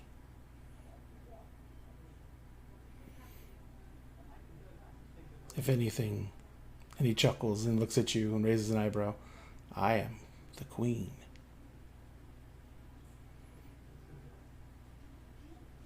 And he kind of looks up at the dais where the other woman sits. The woman you never got introduced to, which is a massive slight. And he says, much as she would like to be. Would I recognize her at all? Oh, God, yes. Is it who I think it is? Is it It's Mab. Mab?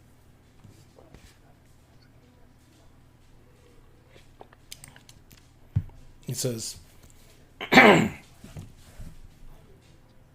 need an answer.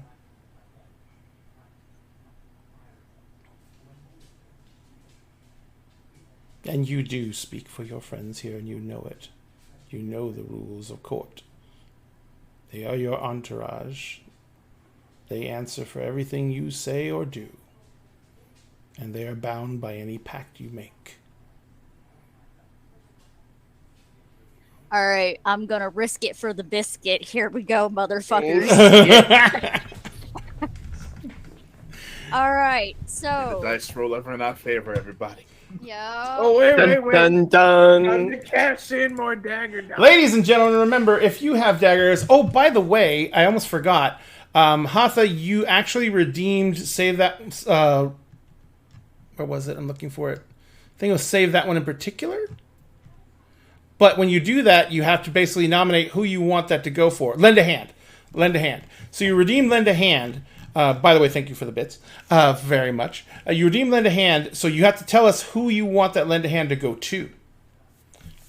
And you can go ahead and apply it to M's roll right now if you like. all right, so she's gonna break some rules. Here we go. Okay. So what is the first thing what are you trying to do? She's gonna slide her hand down to his chest, and we're gonna do Eldritch Prime, which is second level, second 2 dots of primal, to set this motherfucker on fire. You are straight out attacking him. Yep. All right. And she's gonna state, "You've already taken something What from me." is your level in actor? Not Actor? Fey. I have 2 dots. Okay. You spent enough time with him, so that should be enough. Perfect. All right. That, and he is representing himself as that. So, got it. All right. So, you are enacting this ability. However, you're still doing it in court. I need you to make me a willpower roll. It's all your dice and willpower. And the difficulty is a 10. Okay, I have 7 die. Here we go. Buckle in, buckaroos. 1, 2, 3, 4, 5, 6, 7. Right? Everybody's just standing outside like, what the fuck is going And We're just like, Circle this is DM fine, gave right? you redeem lend a Right? hand for you, so Okay. on? Yeah. that's +1 to one of the to We're all just like, this is fine. one of the die. This is fine. 4 successes. 4 successes. Damn. Oh my god. Jesus. All right. She's you mad. She you angry. understand exactly what you're doing. You are she. You know what you're doing, and you blow through the restrictions regarding committing Yeah. violence in the king's Yeah. court. I mean, you already killed my dad, so that's already a game over. So, before we get to the rolling and the craziness and the chaos, ladies and gentlemen, we're going to take a 10-minute break. Woo. because this is gonna go. And we need all get new Blowing drinks and up. stuff. It'll be great. But we already need to get new drinks and stuff. And I have to let you guys know that when we do breaks on this show, we actually have something very special we also do. We have a giveaway that we give away at the break. And that is called the Mini of the Game. Now, this week, we're still doing our Tomb of Demons 2 set, which is the set that includes all the minis in the first 2 rows of this picture. Now, these minis are going to be yours to vote on. You guys get to choose. Whichever one you choose is going to be given away to the winner of the contest this week. So look through those minis. I'm going to leave them up on screen when we go on break. You guys get to go ahead and tell us when we get back who is going to be giving away this game. Now, as for the big minis in the back row, we will give away Adamal, who's the Seneschal of Orcus, or Orcus himself, if we get a hype train unlocked during the show. And if we get we'll give away Adamal, the Seneschal of Orcus. And if we get a hype train completed during the course of the show, we will give away Orcus himself. Now, here's something I'd like you to see as an example. You see that Orcus, he's a big chunky boy. He is a man who likes his snacks, he likes his desserts, and he doesn't like walking. I don't know if I can hold this together because I got more pieces now. This is Orcus's base. Goodness gracious. That's how big around Orcus's base is. This is bigger than my head. This is just his base. The center isn't printed out yet. I think it's on the printer right now. We are going to give away Orcus anytime we complete a actual hype train. So, you can't see what? You can't see the base? Or can't see Orcus? No, it could be the... Oh, you're right. You can't see. I was looking at the wrong screen. I will do this. Doot, doot, doot. All right, let me put them back together. This is hard to hold together. Thank you very much for pointing that out, Fox Rider. This thing is stupid hard to hold together. Let me put it on this way. I need to put it on a board or something so it's easier to hold together. And by the way, the dance number has been choreographed by Sphinx and Ivy. And here is his base. And there's still one piece missing in the base, which is also, I think it's in the cleaning vat right now. That's still a big bitch. This is a big freaking base. And that's the base for the Orcus that you saw on screen. So if we ever do get a actual hype train completed, we will be giving away Orcus. I haven't actually printed out Adamal, which I need to print out too, because we have 2 hype trains we unlocked previously, and we need to give that away. So, in the meantime, we're going to go on and take a 10-minute break. It is 9:25 right now. We'll be back at 9:35. Did I start the contest? Yeah, the contest has been started. So if you see there, the prize is a custom mini. All you have to do is place exclamation point mini in the chat to enter, and you will be entered to win that one of the custom minis in the front 2 rows. You guys get to pick it. So we will see you guys in 10 minutes at 9:35, and we love you, and we'll see you then.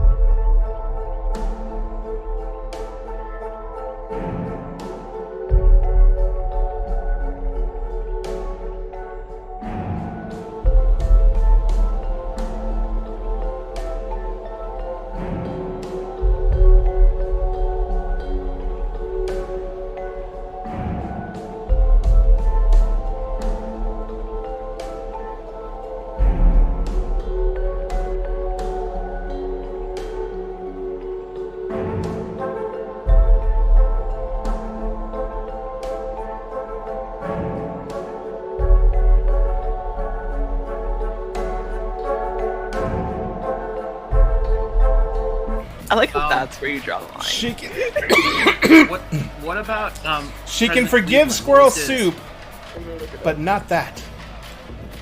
Hi everybody, we're back. I'm choking. What were you On gonna squirrel say, soup? Jonathan? I was asking Milagros if I could know what President Cleveland. Grover Cleveland? Yeah. Let me see. She's looking it up. I'm looking it up.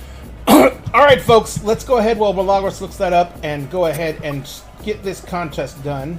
Does anyone else want to enter the contest? It is exclamation point mini, and we will go ahead and get that sent up. Okay, it's attribute plus realm. Is attribute. So what's the attribute for that one? It does not say for this one. Hang on. Primal has its own attribute, I do believe. Stamina. Stamina. Okay, cool. Fun fact: I still roll the same dice pool. You are a badass. All right, ladies and gentlemen. All right. So if anyone else wants to enter, we'll go ahead and give it till I get done counting to some random number. Are the 1, numbers going to be in order, or are they just random numbers? 9, purple, So I guess at the end, because that's not a number. chickens, and we're closing The the entries. letter 3. All right, we're gonna pick a winner. You're braver than I thought. First time watching. Thank you so much. And you have won. So we will be getting in touch with you offline to get all your information and see where we can send this. And we will talk to you all about it. Snite. Get out of there, dog. So, let's go ahead and complete that. Congratulations very, very much. Oh, second time watching. Sorry. I forgot about the last time. But congratulations very, very much. And you won. And you have to pick the mini you want to win. So let me put the minis back up.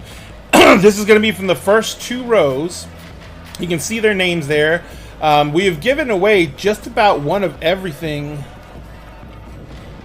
I think we've given away one of everything. We've given away one of the angels in the front. We've given away one of the demon wraiths on the left front. The demon skulls, which are on the front, in the middle, on the right and left. We have the Doom Riders in the back. The Bane demons on the back on the right. And then we have the Bodash, which are on the front on the right. There's 4 of each, basically. So all you have to do is pick which one you pick which one that you want to win, and we will send it to you. So go ahead and let us know in chat, and then we will get that sent out to you. If you want to see a little bit longer, I'll just DM you the picture, and you can tell me later if you want to. You want a Bane Demon? Oh, Fox wants a Bane Demon. I thought you got a Bane Demon, Fox. I know you won something last time. But we will see. All right, so let's go ahead and turn off the picky. And like I said, DM me if you want to look at the picture. You're braver than I thought, and I will go ahead and send it out to you. Because I know you're already in our Discord. All right. So this is what we're going to do. You go to place your hand upon his lordship's chest. And you go to enact Primal. You've blow past the resistance that actually enacting against your host feigns upon you. Especially because this is the court of the High King. So, what I want everyone to do right now is I want you to roll initiative. I forgot what that was. Remind me how to do that? Forever. I also just literally said out loud, I don't remember how to do this. Jonathan, would you let them know I got it? Initiative is a single D10, Okay, and then great. you add both your wits and your dexterity score, like as the number of dots you have. Oh, it's the number So if you had like 2 dex and you had 3 wits, you'd roll a D10 and add Okay. 5. So, okay, because I have 3 in dex and 3 in wits. So you'll roll a D10 and you'll add 6. I got a 9. I also got a 9. Everything added together. I got a 9. Hang on 1 second. I forgot to actually pour dice out first. Can I I'm have gonna a be can I real have a angry small? with this. Can I have a tall glass of dice? I'm sorry, all we serve is milk. Always serve with the milk. Can I have a tall glass of dice with oat milk? All we have is almond milk. Is that okay? Yeah, I'll take it. Are you literally ordering oat milk? What? We're ordering dice. In We're ordering cups of dice. Come on, You all need we cups have of is dice for gaming. If you're not a dice goblin yet, Milagros, we will make you one. I'm not yet. Ivy talked me out of buying 20 dice. Okay, You that's can't because be at the defined time as you didn't 10. need them all. I was like, by the Ivy!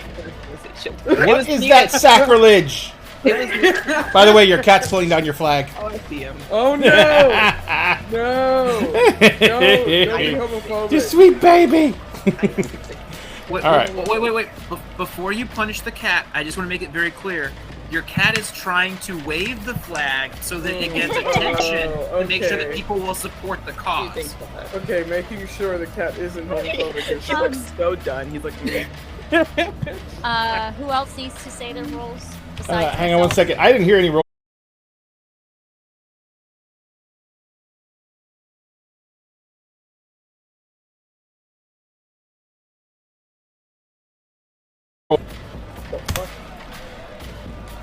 Rosaline, what'd you get? Sphinx and I both got a 10. Which makes it easier for me. High King David got a 29. yeah, right. Please no.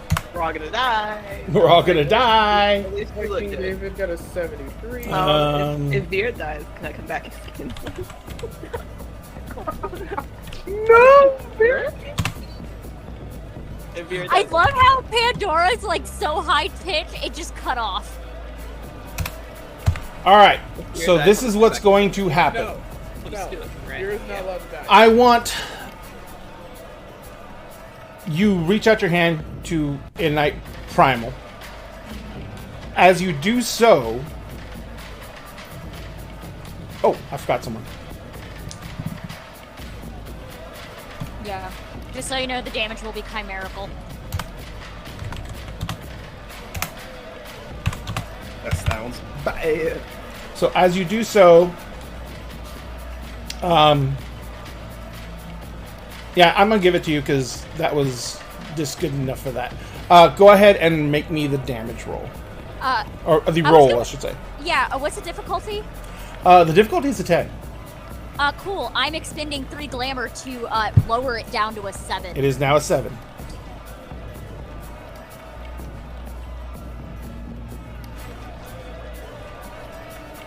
Please, for the love of God. Alright, so okay. Oh shit, hello.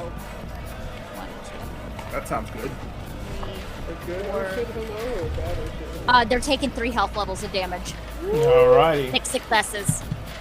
So you lash out with Primal. You feel the energy surge through you. You infuse it with glamour to make it punch in even harder. You see his chest glow as you just feed the primal flames directly into his torso. You pull your hand back, and there is no visible effect.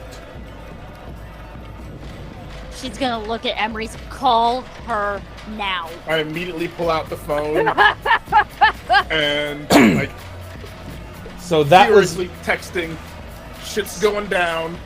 Get here now." So that was basically a surprise action. Yep. So the the High King looks at you, Rosaline, and he says,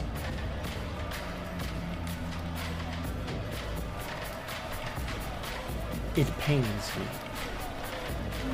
And he just reaches out a hand and touches the side of your face. Oh, this is gonna hurt, motherfucker.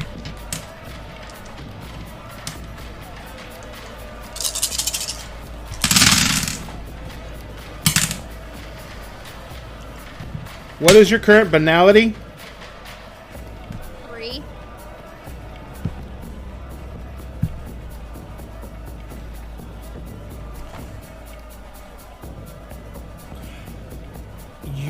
feel time, pressure. You feel anger, joy, sadness. You feel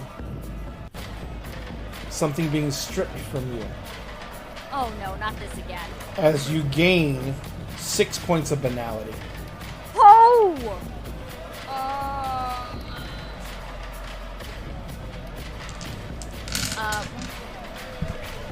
I only have one dot left.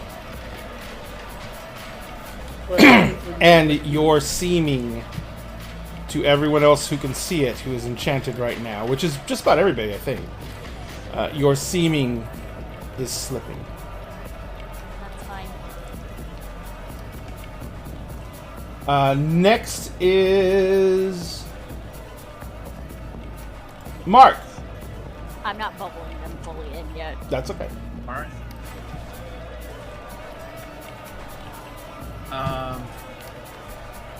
Well, Amaris was told to call somebody. Nobody told me to do anything. So now sounds like a great distraction to take a necklace. All right. So the crowd, you notice, is just standing around. They have not even reacted. Although you see that there are guards who are positioning on the wall starting to come into the circle. But the crowd themselves are basically in the guard's way. So you see the woman with the necklace. What are you going to do? What kind of clasp is it? There is no clasp. It is a magical necklace, after all.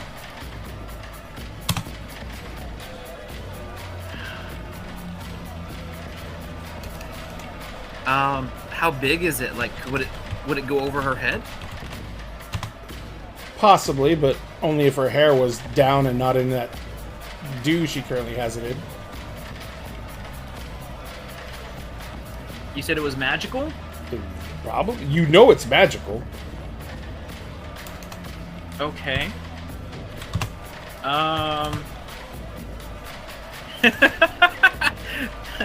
Alright, fine.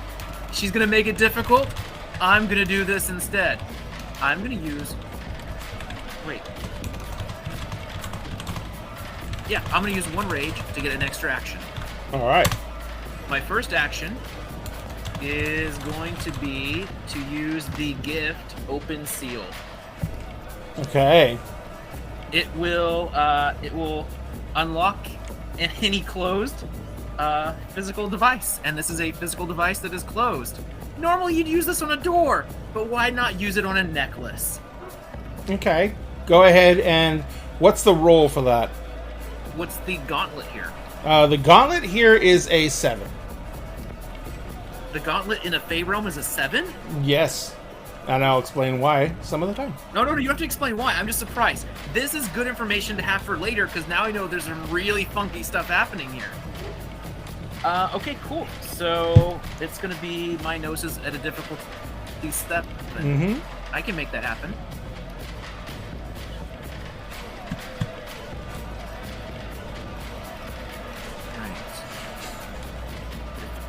Right. Love the plan, Ivy.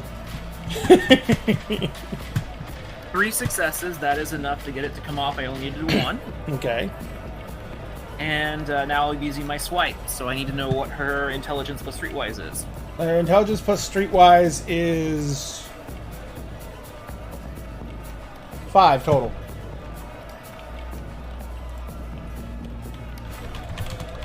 And I got my 3 successes I need to pull that off too. So I have a ruby and diamond encrusted necklace now. Yes, you do. And that is... I'll just put that in my pocket and start walking towards the next one. All right. So after Mark on the initiative order is...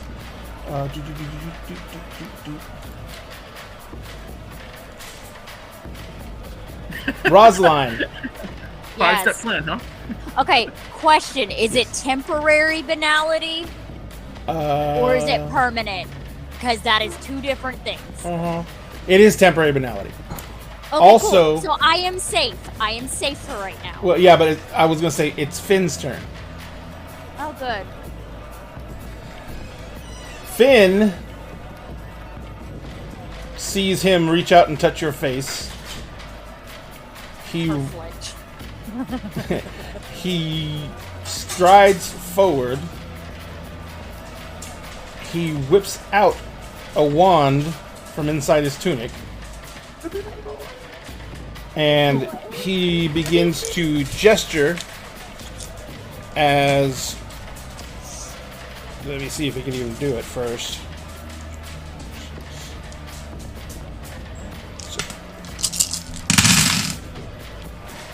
Well, shit. He just gestures with the wand, and he cannot force himself to act. And he looks at the king,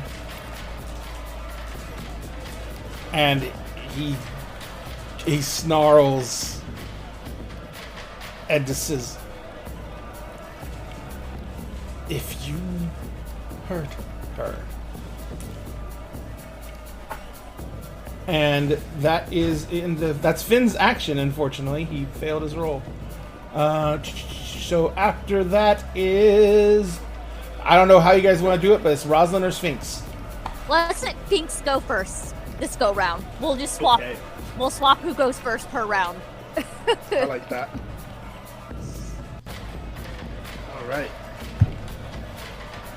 I would like to use one of my favorites. Embracing the earth. Focused on King David.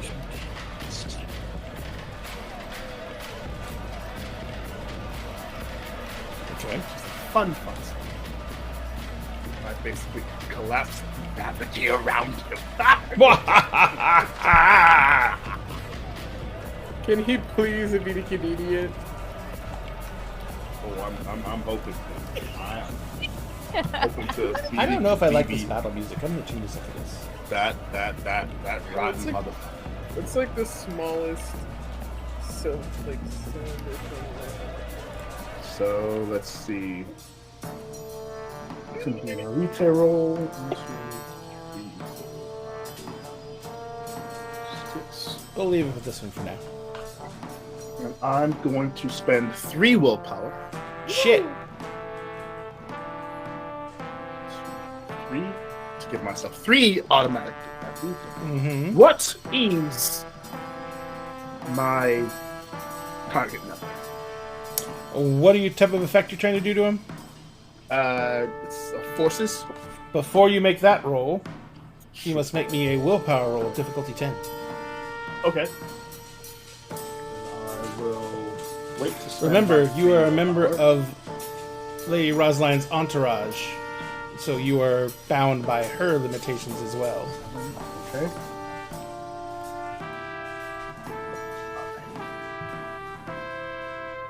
Difficulty 10, you said? Yes. I'm gonna spend a willpower to give me an automatic success on that one. Okay. Why not? Smoking if you got him. Smoke him if you got him. Let's see. 1, 2, 3 on the die, which makes 4. Jesus Christ, you guys are nailing that willpower roll. Should have given some to Finn. Anyway. Right. All right, so go ahead and make me an arete roll.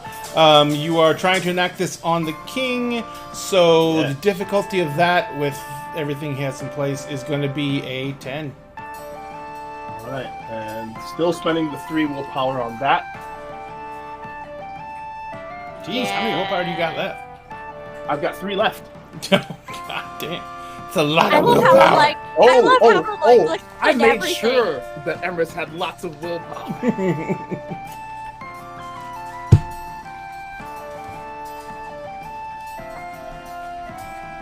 Oh shit! I got 4 successes on the dice. How many? 4. Gotcha.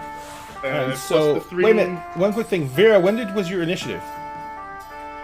Me Same and Pandora had the same 9. Okay, just Yeah, want to make we're sure. nine. All right, so 4 successes in the dice. How does that equate to the damage on this So- item? With each success on the effect roll allows the mage to create a gravitational field 1g strong. So with 4 fucking 7, G's. it would be 700 pounds worth of force. Okay. You feel your will warp gravity around him. You feel the effect take hold. You also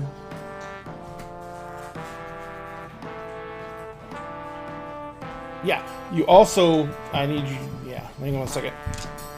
What's your current willpower minus one you spent?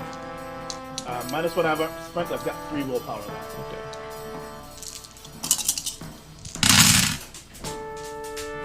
Okay. You exert your will. You feel it reach out. You see the king absolutely stagger under the weight. He goes down to his hands and knees. His back is actually bending downwards under the horrific weight that's been leveled upon him. But you also gain 3 points of paradox. And you don't know why, because you're not in reality right now. Right. That's a thing. So he's at 700 pounds. He is somehow still managing to stay on all fours, but you can see that his arms are absolutely shaking to keep his body off the ground. All right. If anyone's gonna do anything, again, I'm like. So when I enacted this, I basically like shoved my staff into the ground. Did you say you Get shall not down pass? with it. Moses moment. Yeah, must like a Moses Harry Dresden moment. Let my people go. And this only lasts for this one action, right? Let's see.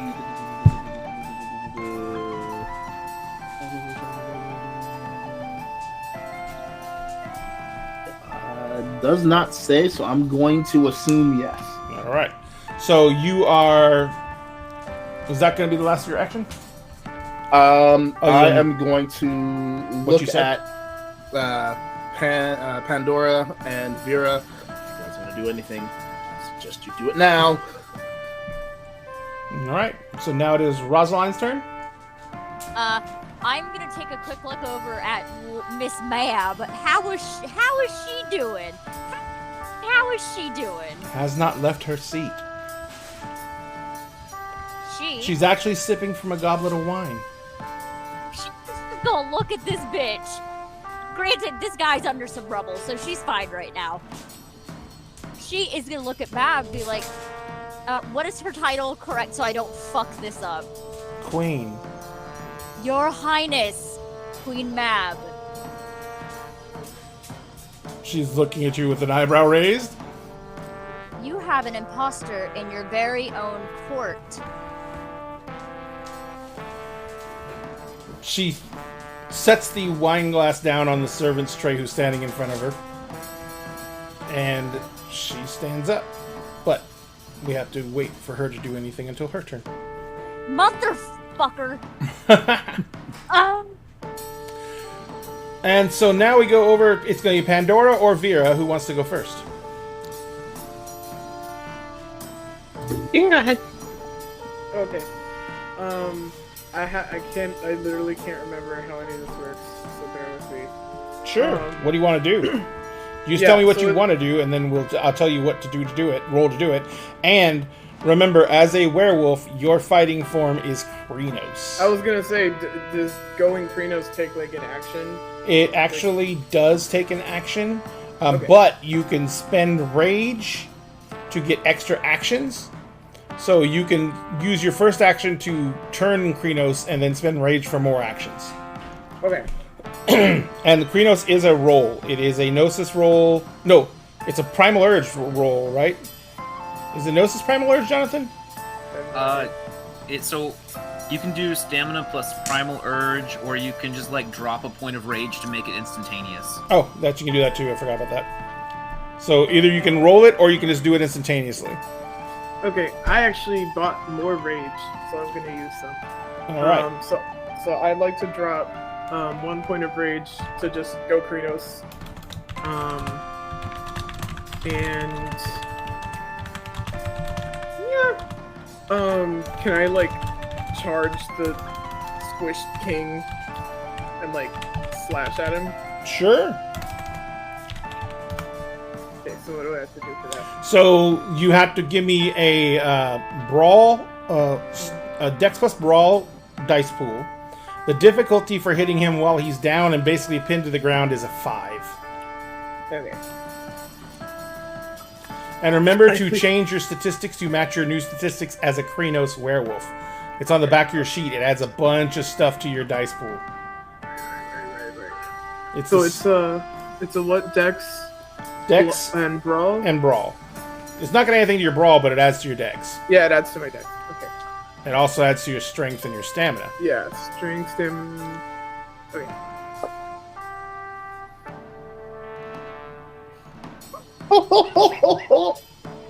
Oh, by the way, you spent rage to automatically transform.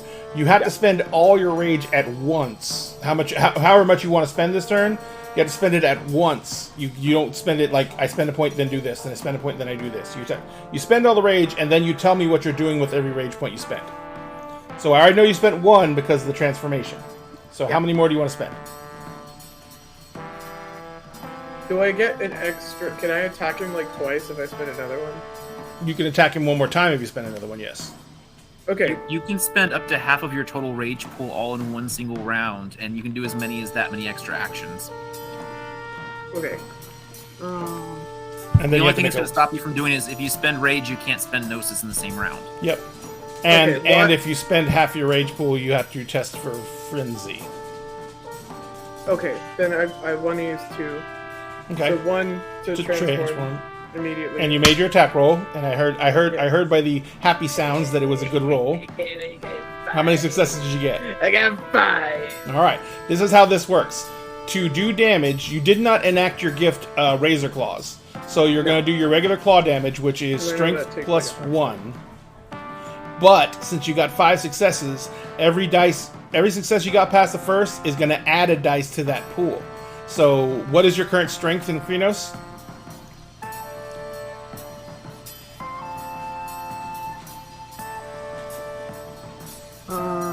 Oh right, I messed out my strength. It's 9 now. Okay, so you have a 9 dice pool in Krenos, plus, since you have 4 extra successes, you have 4 more successes, which means that your dice pool technically would be higher than a 10. So that would be, what's that? 9 plus 4 is 13. That's 13. Yeah. And your base difficulty to wound is always a 5. Okay. Wait, is it 5 or 6? God damn it, I can never remember that. I think it's a 5. It's on the character sheet, isn't it? I don't like this battle music either.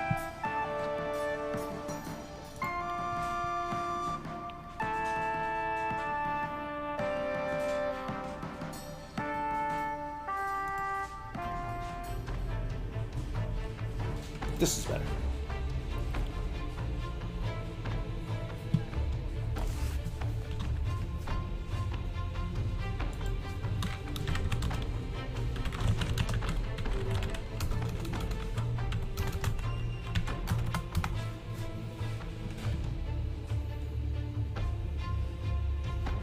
How many? Wait, so do I roll? Or...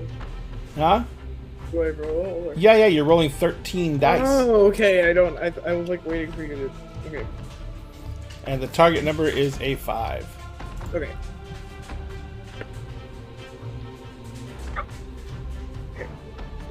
Wait. Okay, so I only have 12 dice, so it's fine. Yeah, you just re-roll any misses. Remember, ones do take away successes. Okay, so I have a 10, and then so I have 5 successes, and one of them is a 10, Okay. and no ones. Okay.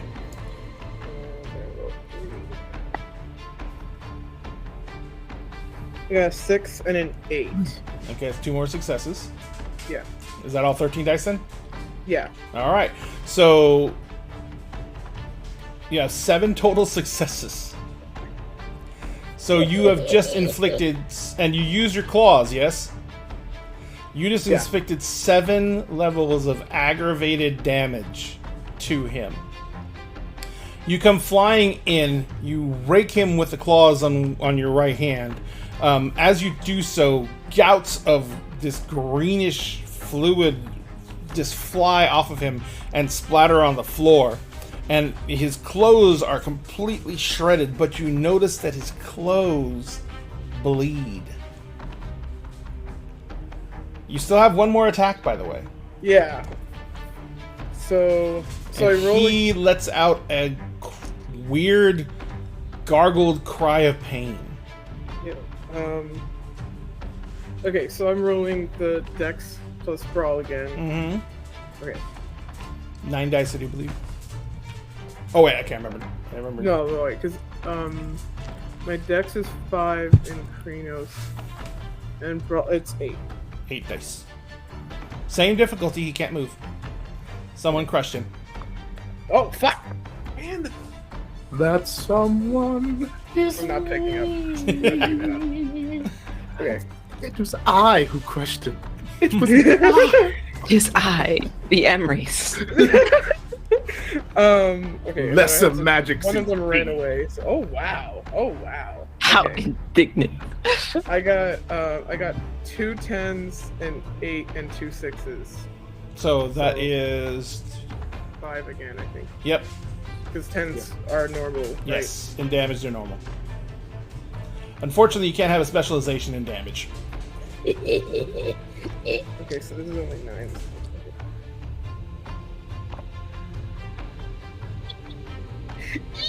She totally disappeared. Got so excited she vanished. I love it.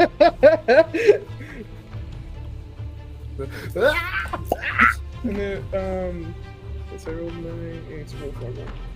Okay.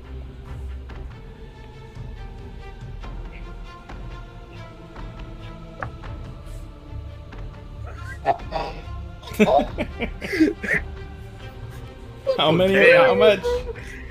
6. 6.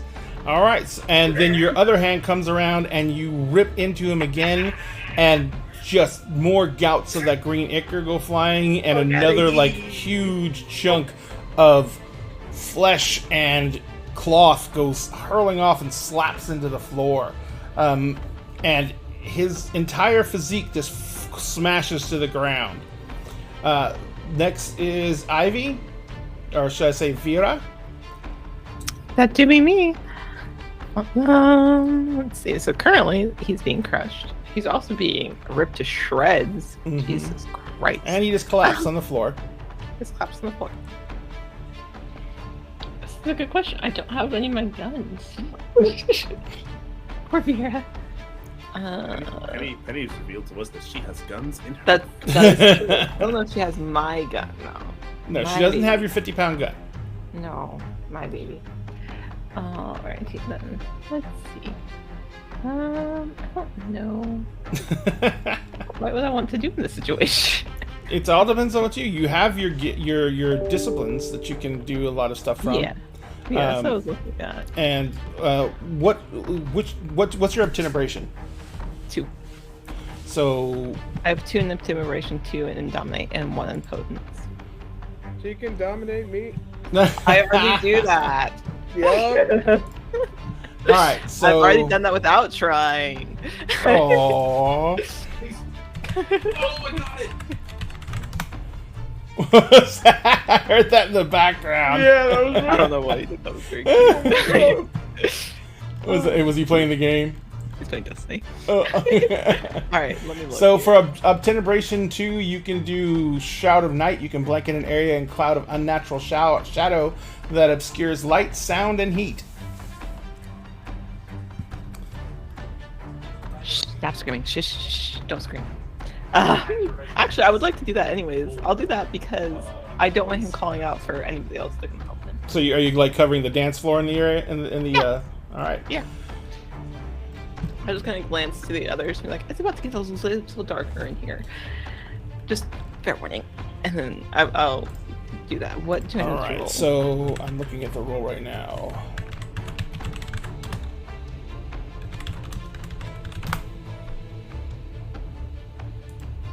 All right. So for this level, you're going to. Oh, I went right past it. Manipulation or occult plus your obtenebration.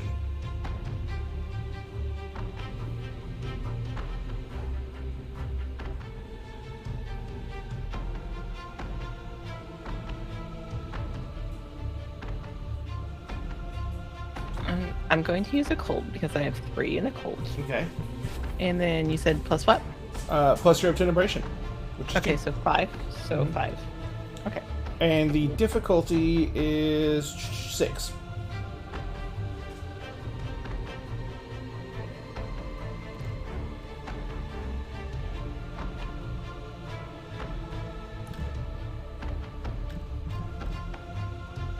Well, I got 3 successes and no failures. Okay.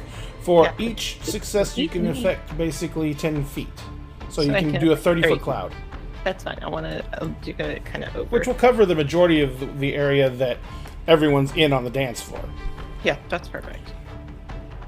It does leave you just outside of it, though. That's fine.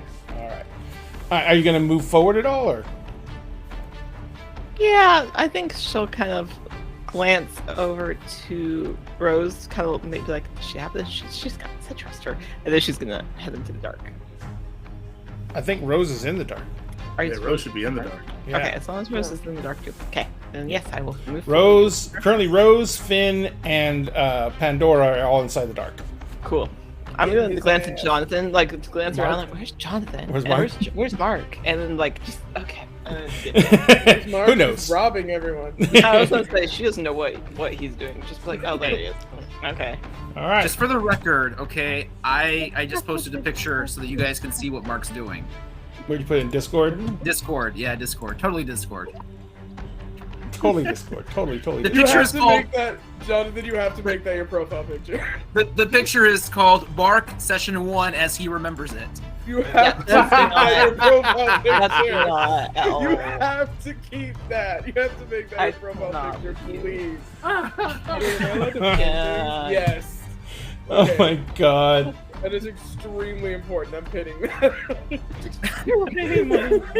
You should put that in the regular Emerald Sanctums chat. Yeah, really. Oh, yeah, everyone yeah, needs to I'll throw it in see there. that. Give me 1 second. Okay. For anybody who's watching, you want to go to the non-cast Emerald Sanctums, we'll throw it in there too. All right, so that's your action, Vera. We are back to the top, and so at the top of the actions, the king is laying on the ground, and as he's laying there, you hear a wet sound, and you realize that it is laughter. I hate it. The mouth is open, the head is turned sideways, and he's laughing, but he's spitting out that green ichor as he does so. And the head unnaturally just like starts lifting off the ground, as does the torso, the arms that is hanging limp at the sides, and the body comes up completely off the ground. Feet about an inch off the ground, toes pointed. This body is dead. Oh boy. And the mouth opens up, and you hear a voice. That's two times you've gotten in my way. This is this bitch. This time, Fucking pyramid. I was ready for you, though. This is... Let's see how you like dealing with being outnumbered. and the body's head tilts back, and its mouth opens up, and this green light that Sphinx Emery's automatically recognizes, and Mark and Sphinx almost automatically recognize as bale fire, comes pouring out of his mouth. It goes up and hits the ceiling and begins just rolling across the ceiling like liquid flame and rolling down the sides, and the wood, because this is an all wood structure, begins catching in this unnaturally green fire as it rolls down the sides. And you see as it's rolling down the sides that things are moving in the balefire. Figures are dancing in it, walking along the sides of the wall. Creatures are forming out of the balefire, then disappearing and reforming again. And it comes down and coats the walls and runs down the side like liquid, hits the dance floor, and people start screaming as these horrific creatures begin running through and attacking everyone in present. At this point, Mab steps forward and she says, "We are betrayed." She says, "Guards, slay the beasts." She says, "Protect our guests." She says, and she points at you. He points her fingers at the dark cloud. She says, "And bring them to me." Okay then. And the guards are all moving through the crowd. They're trying. It's just a mad swirl as guards begin fighting the creatures. The guests are trying to leave. Some of the guests are also fighting now with the creatures. You notice that there is some people who definitely don't belong. There is at least 2 other vampires present.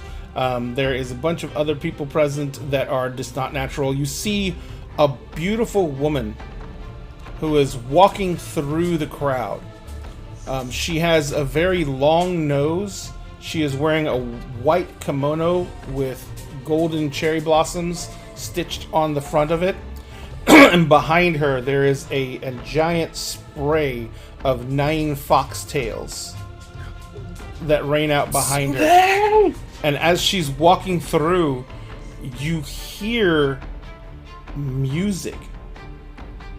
And you see that as she walks through, she'll reach out and she'll touch people. Usually people who are injured. And they will bolster almost immediately and begin to fight again as if they were not hurt. And as she moves through the crowd, she's walking through, and every time one of the creatures of balefire comes running up to her, you see this flash of incredibly bright jade-colored light, and the creature is thrown back from her. She is also making her way straight to the fucking door, but she is moving through the crowd and doing what she can to bolster the fighters in the crowd. You also see that there is a large man who is standing in the crowd of those green creatures, and he is swinging a huge, heavy, rock-headed hammer. And at first, Rosalind, you think he's a fucking troll because of his sheer size. But as he's spinning, he's roaring, and as he spins around, you see that he has the head and facial features of a giant bear. And he's got fur poking out around his thing, but he still has the arms and hands of a human, and he's still wearing boots, and in his hands he has huge claws, and he is basically that giant hammer. The head looks like it probably weighs as much as a Volkswagen fucking Bug. He is swinging it now. As he gets actually physically larger, he begins swinging it with one hand as he is just wading through. And every time like he does an overhand swing and smashes it into the ground that just cracks in all directions. The wood cracks in all directions. And so there is all kinds of action happening around you, but we're going to stick on y'all's initiative. So, on the king's initiative, which is now, he did that action. So now we go over to Mark. No, sorry. Now we go to Penny, who actually went on 22, but was busy doing something else last turn. Penny steps out of the throng of people milling around, and she steps forward in front or behind the body that is outstretched, with his arms outstretched, blowing the balefire up into the air. And she steps behind it, and she says, she looks over at, well, she can't see you actually. So she sees the body, she's in the Sargas, and she basically, you hear Penny's voice, that double voice of Penny and the dragon, and you hear the voice say, "In the end, you will be abandoned because you can never be what it wants. And you, no matter how much you have the power to believe things into being, cannot be what it wants. With your rage and your madness, you can never be nothing." And she reaches out her hand, and she puts it on the... She touches the form on its back. She throws her head back. It snaps forward, and she opens her mouth, and a gout of white pure fire roars out of her mouth as her face almost elongates into a reptilian snout.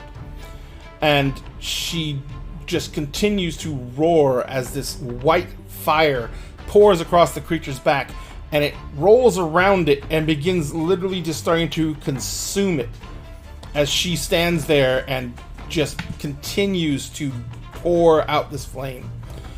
So that was on Penny's action. Now it's Mark. How many of these balefire creatures are running around? You have no fucking clue. There is a lot. Because literally the balefire went down all walls. By the way, the roof and the walls are burning with balefire. So as long as balefire burns, more come. Is the body still pouring balefire? Was the body still pouring balefire? It is, but it's obviously greatly reduced after the action that Penny took. Penny's action.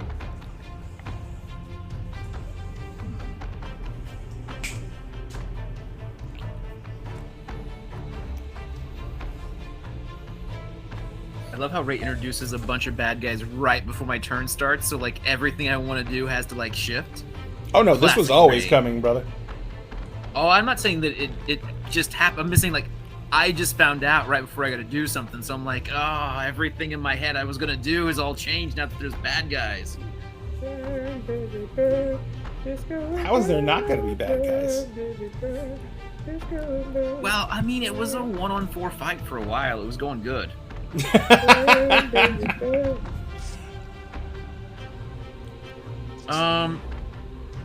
I'm a little concerned about getting too involved because right now I'm separated from the group and Mab didn't point me out as getting arrested, so that's good news. Dude, come on! What is wrong with you? He's just gonna bail on you all. God damn! No one singled me out, and everyone else is running for the door. So Might be a good time to go. I can always come back and get y'all. Wait, you guys wait here. I'll get the car. He's all bringing up his Uber app. He's running out the door. Wow. Just wow. Go ahead. Okay. Sorry. Right, here's 3 important questions before I decide what I'm going to do. Make them quick. How close to me is the next artifact level item? You would not be able to tell that without taking an actual roll to try and find it because of the chaos that the melee has caused. Well, You've lost track of everyone. The next one already, so like. Yeah, but then you were also looking around because there's a bunch of green balefire creatures fighting a bunch of people and attacking people randomly, and that person may or may not be dead now. or may have fled. Probably fled because they have an epic level item, so they're probably not dead. But they definitely ran, so they're definitely not where you left them. Okay, how far am I from the rest of the group? Probably about 40, 50 feet? 50 feet. Okay.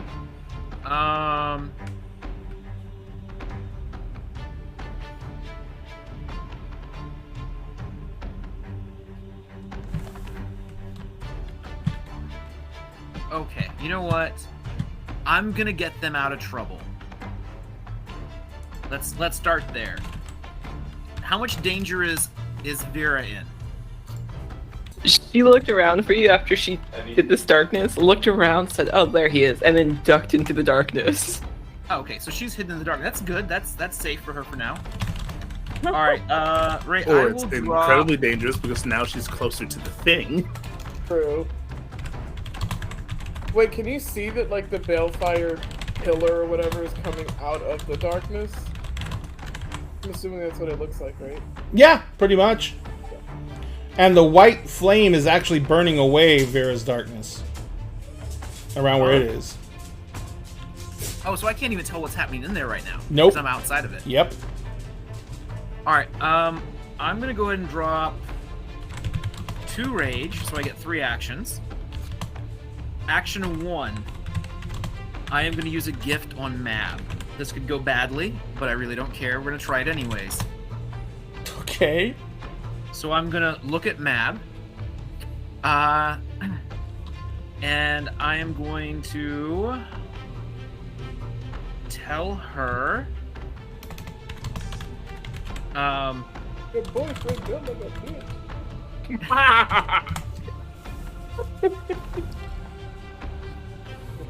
a bitch.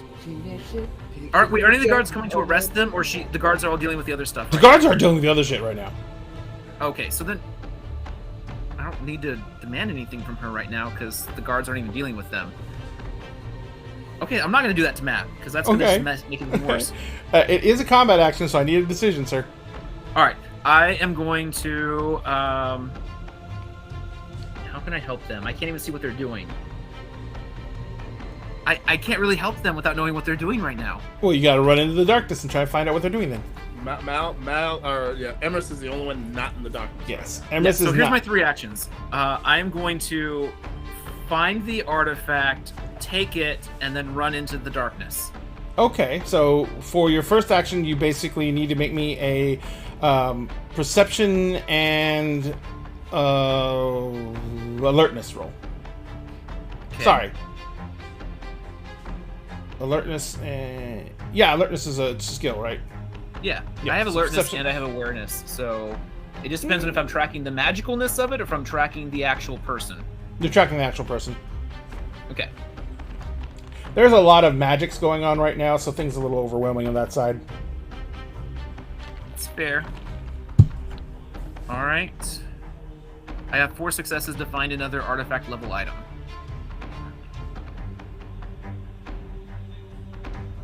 Oh my god. What is the oh my you god? track you track a gentleman.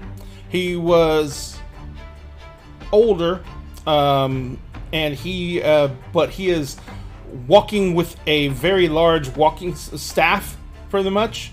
It's got it's kind of almost like a scepter-ish looking item.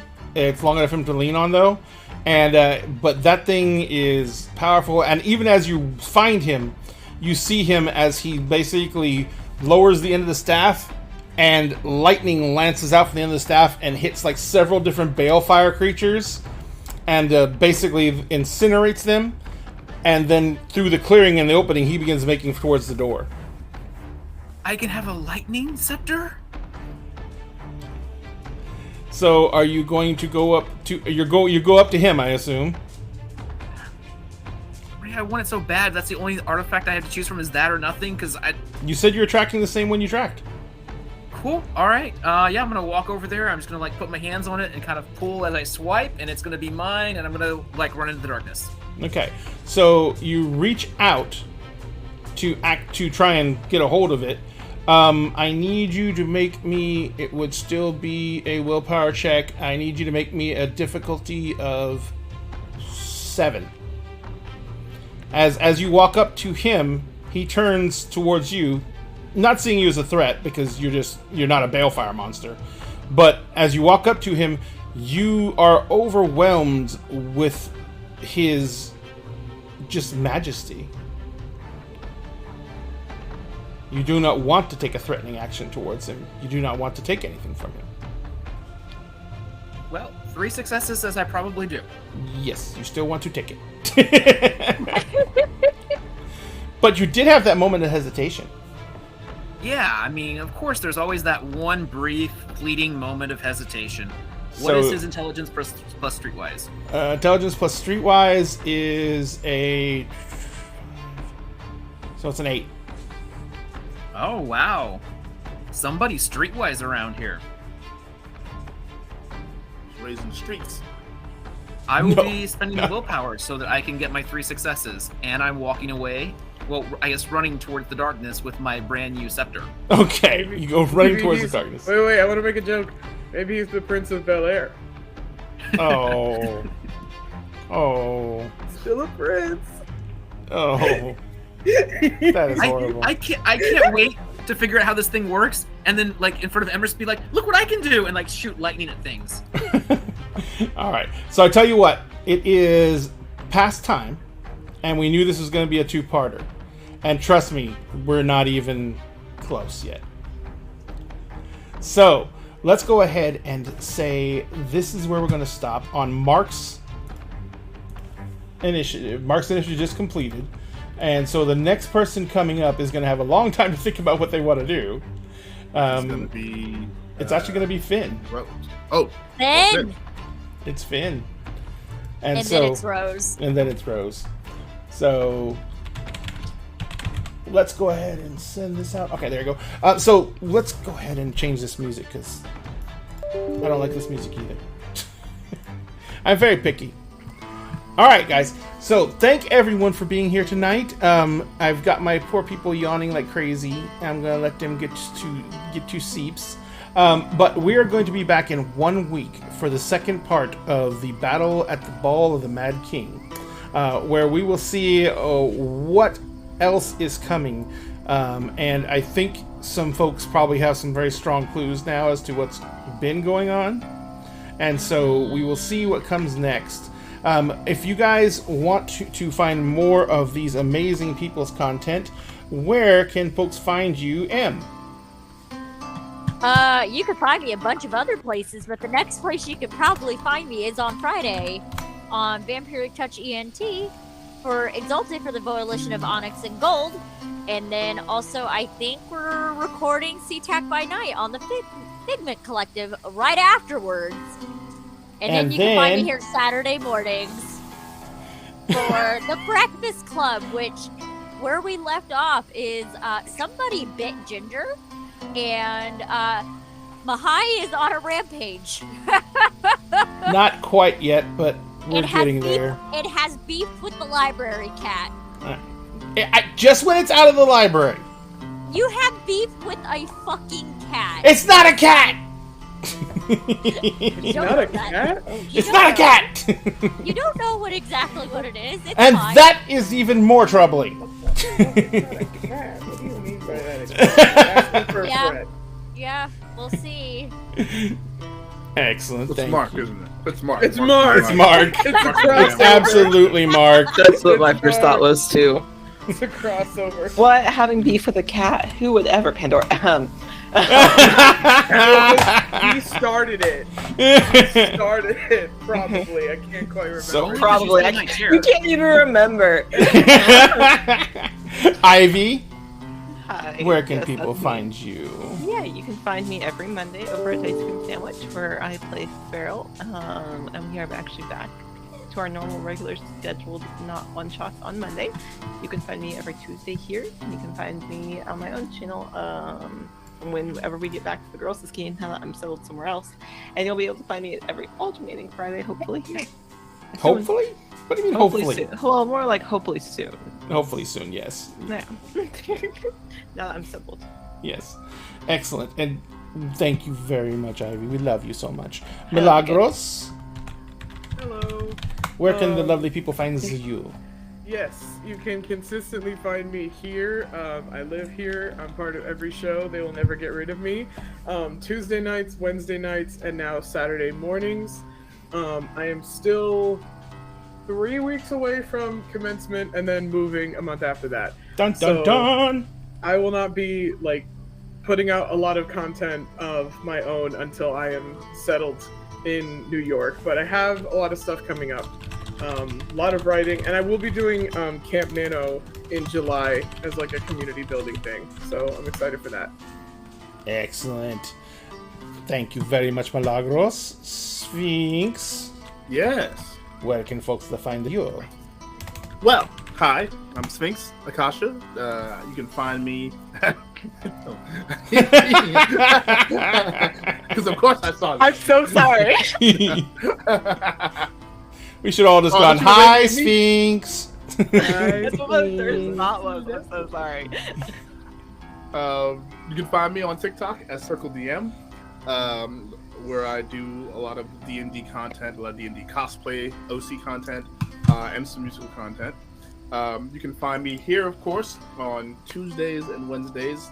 Tuesdays, playing this lovely game with these lovely people you just saw here, where I play Emerson Grant, our lovely Order of Hermes mage.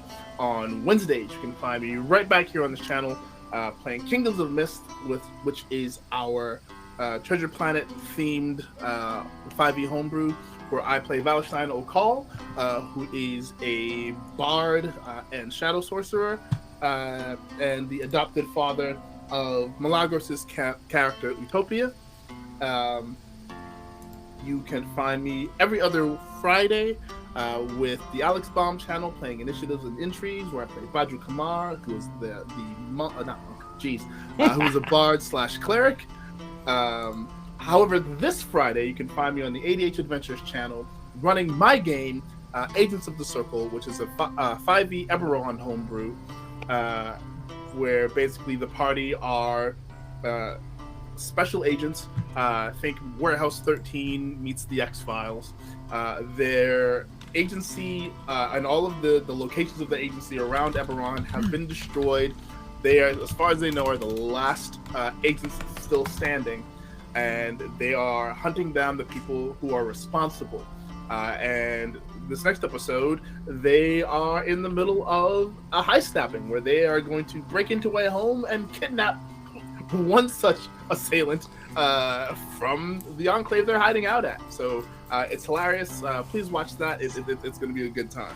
I think the best thing about it is that you guys have literally been planning up to this heist for like a month.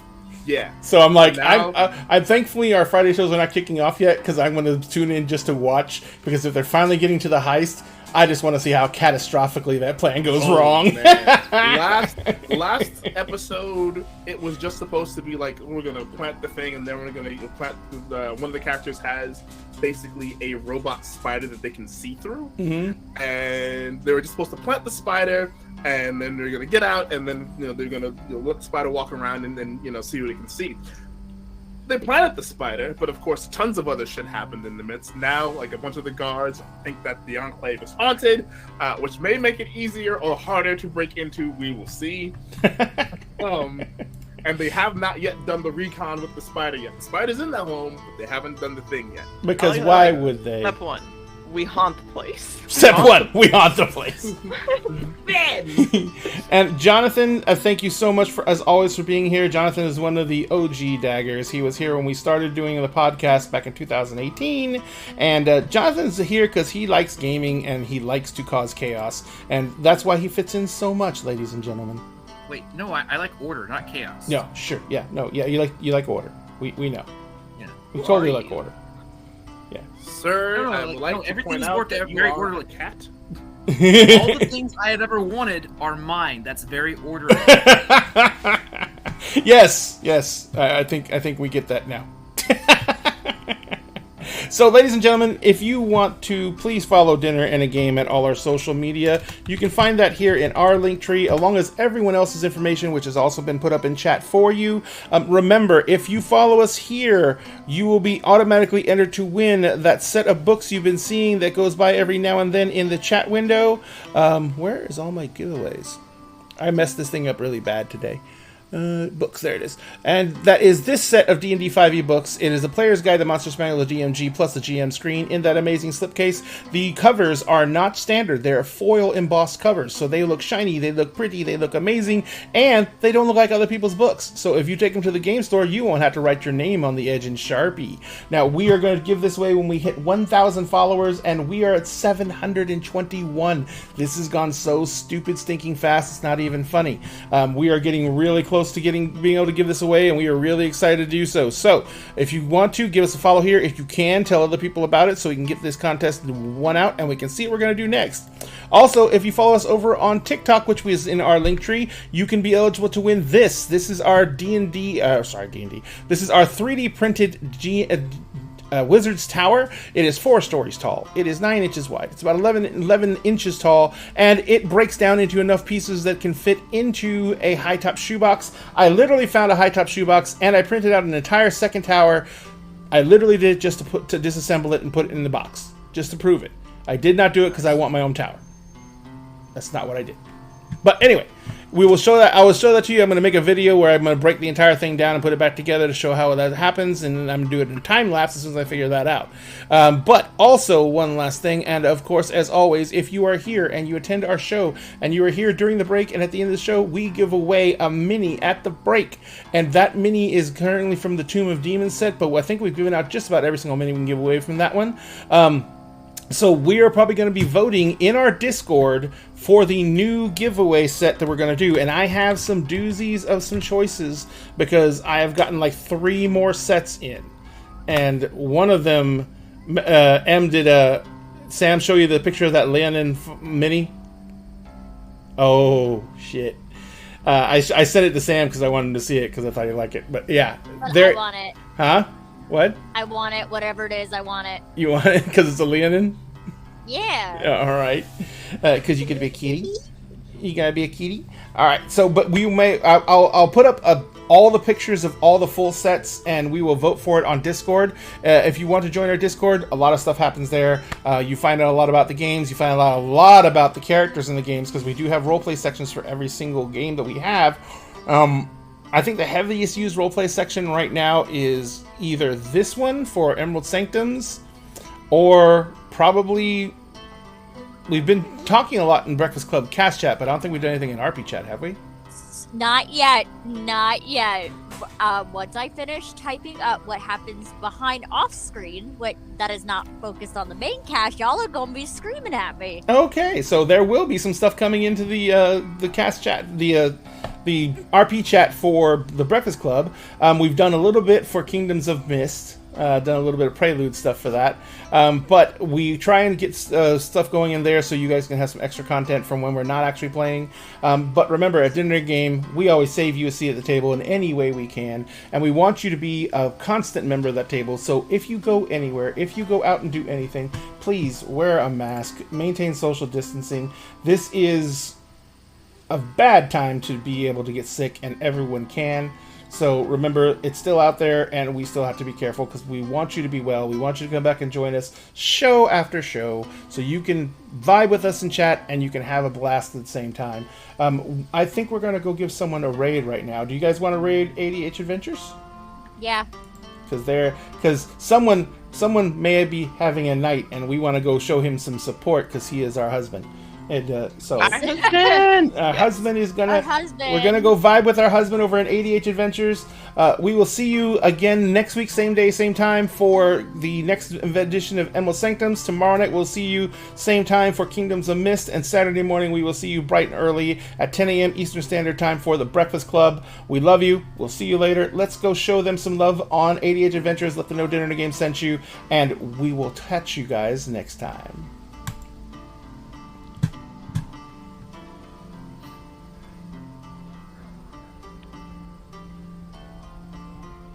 What the heck?